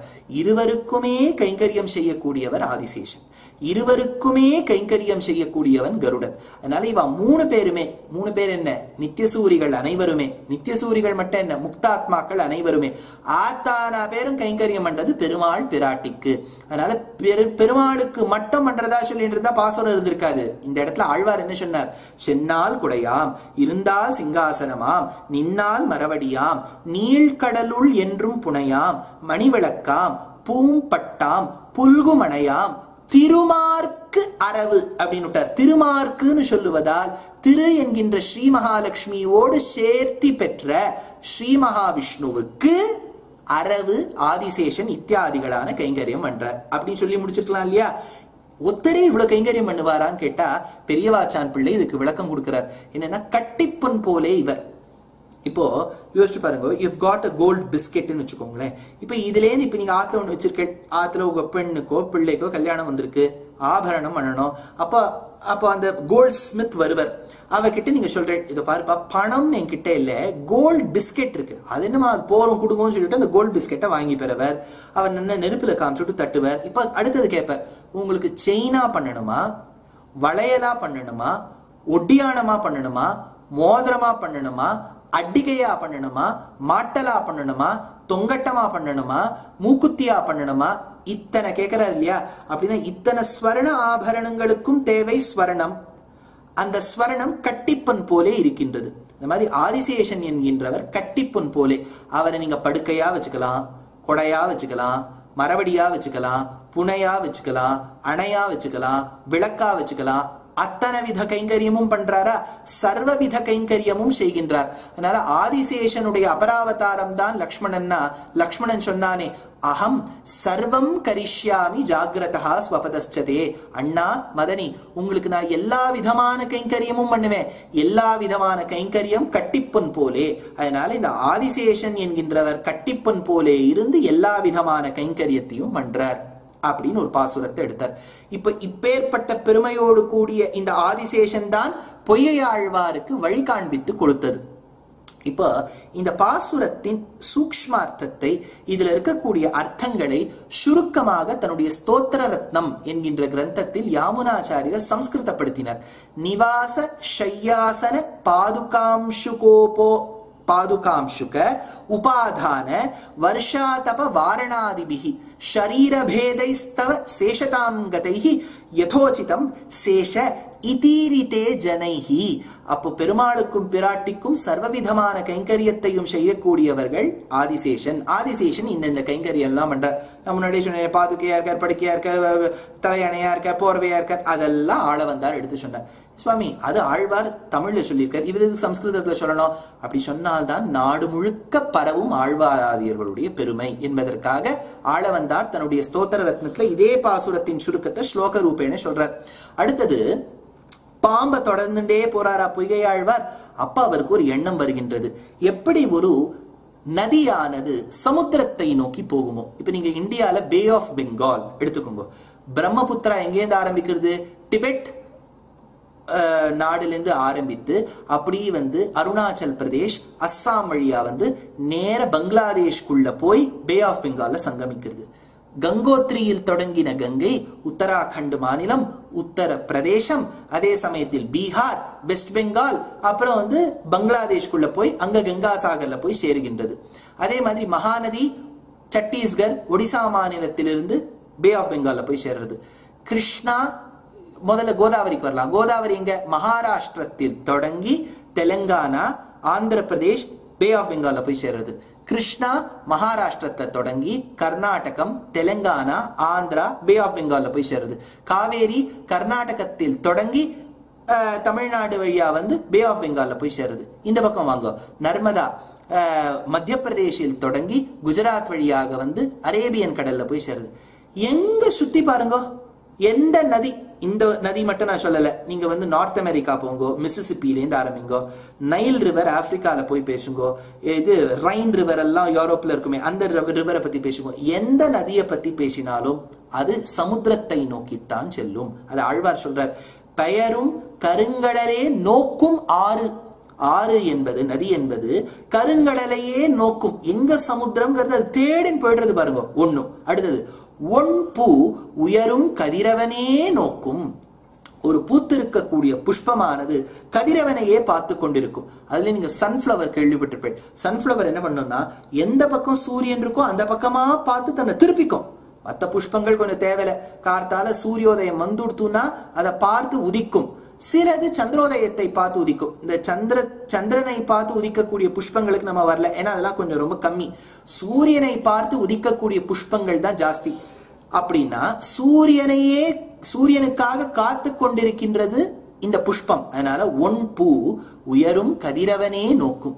சரி, சூரியனை பார்த்து உதிக்கக்கூடிய புஷ்பங்களை சேர்த்துக்கலாம், சந்திரனை பார்த்து உதிக்கக்கூடிய புஷ்பங்களை சேர்த்துக்க வேண்டாம்னு சொன்னேன். ஏன் நான் அப்படி சொல்லல, அது ரொம்ப குறைச்சல்ல. ஆனா அதையும் நம்ம சேர்த்துக்கலாம். ஏன்னா யோசிச்சு பாருங்க, சந்திரனுக்கு தன்னுடைய காந்தின்னு கிடையாது. நீங்க அஸ்ட்ராலஜில நிறைய அஸ்ட்ரானமிலாம் ரொம்ப படிச்சிருப்பேன், உங்களுக்கு நான் சொல்லணுங்கிறது இல்ல. Moon doesn't have light of its own. அது சூரியன் கிட்டேந்து வெளிச்சத்தை வாங்கி பூமிக்கு கொடுக்கிறது. அப்படின்னா சூரியன் கிட்டேந்தானே மறுபடியும் வாங்கிக்கிறது. அப்படின்னா இரவில் பூக்கக்கூடிய புஷ்பத்துக்கும் ஒரு விதத்தில் காரணம் சூரியன் தானே அமையறார். அப்படின்னா ஒன் பூ உயரும் கதிரவனே நோக்கும். அடுத்தது சொல்ற, ஒரு ஜீவாத்மா இந்த பாஞ்ச பௌத்திக சரீரத்தை விட்டு எப்ப வேணாலும் கிளம்பலான்னு காத்துட்டு இருக்கும். அப்ப யம தர்மராஜாவுக்காக காத்துட்டு இருக்கு. உயிரும் தருமனையே நோக்கும். எப்ப யமதேவன் வர போறார், யமதேவன் வருவர், டெபியூட் பண்ணிடுவார், இந்தப்பா டெலிகேட் பண்ணிடுவார். யமபட்டாள்னு இருப்பா, யமபட்டாளை வச்சு சொல்லுவார், அவரே வருவர். அல்லது சித்திரகுப்தன் கிட்ட கணக்கு கேட்பார், அவருக்கு அக்கௌண்டன்ட் ஒருத்தர் இருப்பார், அவர் மூலமாக கேட்டு வரலாமே. அது மாதிரி ஒரு ஜீவாத்மா சரீரத்தில் எத்தனை நாள் தங்க வேண்டும், எப்போது வெளியேற வேண்டும் என்பதை தருமனே எடுத்து சொல்வார். தருமன்னா இந்த இடத்த யமன். அதனால உயிரும் தருமனையே நோக்கும். அடுத்தது, இந்த ஜீவாத்மாவுக்கு தர்மபூத ஞானம் என்பது உண்டல்லவா, தர்மி ஞானம் என்று உண்டல்லவா. அந்த தர்மபூத ஞானம் விகசிதமாய் இருக்கும் போது அதற்கு உபாயத்தை பற்றிய ஒரு ஞானம் பிறந்து அந்த உபாயத்தை அனுஷ்டித்து அர்ச்சிராதி மார்க்கத்தில் சென்று வைகுண்டத்தை அடைந்து கூர்மாதீன் திவ்யலோகம் ததுமணிமயம் மண்டபம் தத்ரசேஷம் தஸ்மின் தர்மாதி பீடம் ததுபரி கமலம் சாமரம் கிராகிணீச்ச என்கின்ற விதத்தில் 1000 இதழ்களோடு கூடிய தாமரை மீது, தர்ம பீட்டத்தின் மீது 1000 பனாமண்டலங்களோடு கூடிய ஆதிசேஷன் மீது ஒரு காலை மடித்து ஒரு காலை நீட்டி திருமடந்தை மன்மடந்தை இருபாலும் திகழ என்கின்ற கோலத்தில் ஸ்ரீவைகுண்டநாதனுக்கு கைங்கரியம் செய்ய வேண்டும், மோட்சத்துக்கு பலமாக கைங்கரியத்தை பெற வேண்டும் என்கின்ற ஞானத்தை இந்த ஜீவாத்மாக்கு யார் கொடுக்கிறா? தாமரையாள் கேழ்வன் ஒருவனை கொடுக்கிறார். அப்படின்னா சமுத்திரத்துக்கு போக வேண்டும், ஆறினுடைய கடமை. புஷ்பித்து விகசிக்க வேண்டும், சூரியனுடைய கிரணங்கள் பட்டு ஒரு மலரின் கடமை. ஒரு யமனுக்கோ யமபட்டனுக்கோ தருணத்துக்காக காத்து கொண்டிருக்க வேண்டும், ஜீவாத்மாவின் கடமை. ஜீவாத்மாவின் ஞானமோ பெருமாளுடைய அனுகிரகம், ஆச்சாரிய அனுகிரகத்துக்காக காத்து கொண்டிருக்க வேண்டும். ஒன் தாமரையாள் கேழ்வன் ஒருவனையே நோக்கும் உணர்வு. பொய்யாழ்வார் பாசுரம் ஆச்சரியமா இருக்கும். பெயரும் கருங்கடலே நோக்குமாறு உன் பூ உயரும் கதிரவனையே நோக்கும், உயிரும் தருமனையே நோக்கும், உன் தாமரையாள் கேழ்வன் ஒருவனையே நோக்கும் உணர்வு. எல்லாம் எப்படி வச்சுக்கலாம் சுவாமி? இதெல்லாம் நமக்கு நேரடியா வரக்கூடியதா? நிச்சயமா சுவாபாவிகமா வரக்கூடியதுன்னு ஆழ்வார். எப்படி? தாய் நாடு கண்ணே போல். ஒரு தாய் ஒரு பசுவை பார்த்து விட்டால் ஒரு கண்ணுக்குட்டி எப்படி அந்த தாயிடம் ஓடி சென்று பால் பருகுமோ அதுபோல் ஒரு பகவானை பார்த்து விட்டால் அவனுடைய அழகு லீலாரசத்தில் ஈடுபட வேண்டும் என்பது ஒரு ஜீவாத்மாவுக்கு சுவாபாவிகமா வருமா? அதுல பிராப்தி விரோதிகள் இருக்கலாம். ஆனா it is natural for a ஜீவாத்மா which is housed in a 5 Panchabhautika Shariram, in the material body, to desire and go automatically in search of the Lord to seek His grace. அப்படிங்கிறார். அடுத்தது, இப்ப பொய்கை ஆழ்வார் பாம்பின் வழியாக சென்று பாம்பு வழிகாட்ட பெருமாளுடைய பெருமையை பாடிக்கொண்டு திருக்கோவலூர் மாநகரை சென்று அடைந்தார்.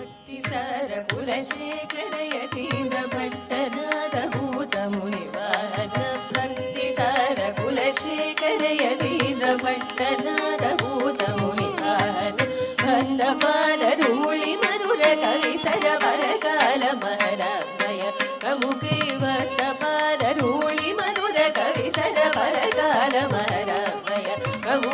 अविरल संसूयमानं तत्र विडगानरसोल्लस किञ्चित् उन्मीलितनयनं पालितभुवनं केलितरङ्गपुरन्दरभवनं श्रीरङ्गनाथं अनीशम्